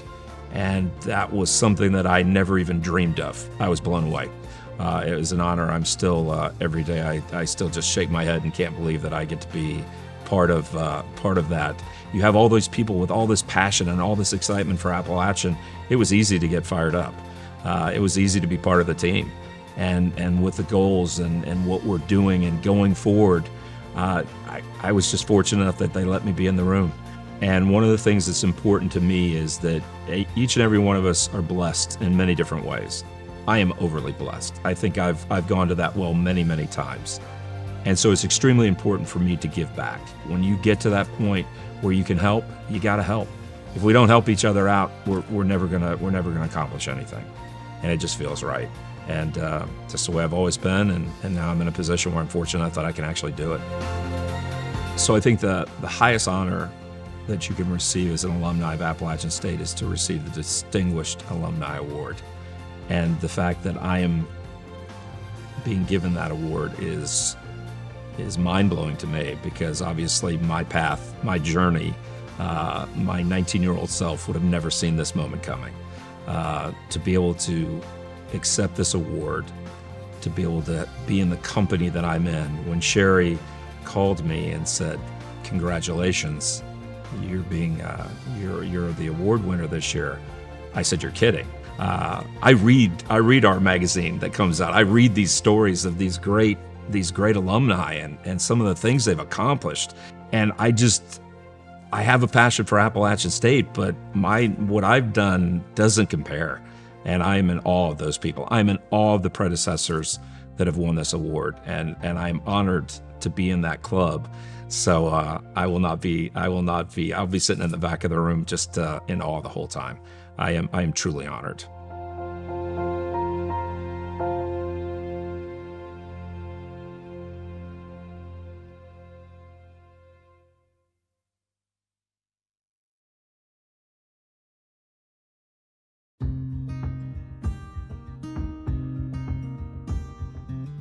I wanted to give you some information about our Appalachian State Online MBA program. Our Appalachian State Online MBA program is a 2-year program. The way we set it up is that you will take 2 classes per semester. So we have students come in every fall. That means you will take 2 classes in fall, 2 classes in spring, 2 classes in summer, and this again continues another year. So this is the way we have set up our program. Keep in mind though that this 2-year program can be customized in any way you want. So for example, if you are thinking of taking only 1 class per semester, we can set up your program to essentially reflect that particular instance. Or we can also say that you might want to take more than 2 classes per semester. You can take 3 classes or 4 classes per semester if you so desire. So the entire idea is that this program can be customized in any way you want. The classes for our online program, first of all, keep in mind that this is a completely online program. There is no physical presence required in the campus at Appalachian. So your classes can either be synchronous or asynchronous. Synchronous classes essentially mean that the classes would meet virtually once a week, maybe on a Wednesday, or a Monday or a Tuesday, any day of the week. But usually whenever the meeting is set, it's usually set in the evening so that working professionals can attend the class. So the meeting would be once a week via Zoom. Okay, the professor would conduct a class or have a class discussion or discuss a case study or what have you, but it would be once or twice a week depending on the professor's preference. An asynchronous class essentially is one that does not have any set meeting times. So there will be assignments, there will be projects, there will be deliverables in the class, okay, where you would have certain deadlines and dates within which you need to submit those deliverables. The professor would always be available during office hours, virtually of course, okay, so that you can meet the professor at any time you want during those office hours, but there will not be any class time per se. So that is basically what synchronous and asynchronous class means. Overall though, whether it's synchronous or asynchronous, keep in mind that our online classes are as rigorous as an in-person class. At Appalachian, okay, whether our MBA is being delivered online or whether it's being delivered face-to-face, our rigor does not change. It's the same program. So even if you're taking an online class, please keep in mind that the rigor will always be there. There will be deliverables that you would be expected to complete and finish. There would be assignments, there would be exams, everything would be the same. It is only the delivery mode that changes. The vast majority of our online MBA students are full-time working professionals, with many of them with families, with community obligations. So faculty and us in the graduate programs office are more than willing to work with you within reason to help you be successful in the program, as well as maintain your commitments outside of the program with work, family, and whatnot. Interestingly, more than half of our MBA students did not have a business undergraduate degree. So if you're thinking, I can't go back for my MBA because I did not study business in college, that's just not the case. Many of our students studied something different. Their career path has led them into the business world or into a position where they need business knowledge to continue or to progress in their careers. The one benefit that you would have if you did study business is with the prerequisites that are required for the program. So we do ask that you have introductory coursework or knowledge of I think it's 6 core business disciplines. So we have economics, finance, marketing, management, statistics, and accounting. And if you've taken those courses at the undergraduate level and made a B- or better in them, then you would meet that prerequisite. If not, it doesn't affect your application, your eligibility for the program. It would just mean that you'd need to do a little bit of catch up. And one way that you can do that is through our accelerated prerequisite modules that we offer. So that is a self-paced program where you're working, students say it takes around 20 to 40 hours of time working through chapters, taking quizzes, and completing a final exam in that subject area. So you can work on that after you have been admitted to the program if need be. Of course, you also have the option of taking an undergraduate level course at a community college or at Appalachian, whatever is convenient for you. So we invite you to attend one of our MBA info sessions. Those are hosted by our MBA team, and including myself, and we will go into more depth about the application process, prerequisites, any other information that you would want or need to know to apply to the program. And we'll also have a Q&A time. Those sessions tend to be fairly informal, so you are more than welcome to speak up and voice your concerns or questions to us, and we'd be glad to help answer those for you. You can find out when those are scheduled on the website. They're typically on Thursday evenings, 5:30 via Zoom, and we do ask you to register for those. But if you have any other questions or would like to get in touch with us, please do so.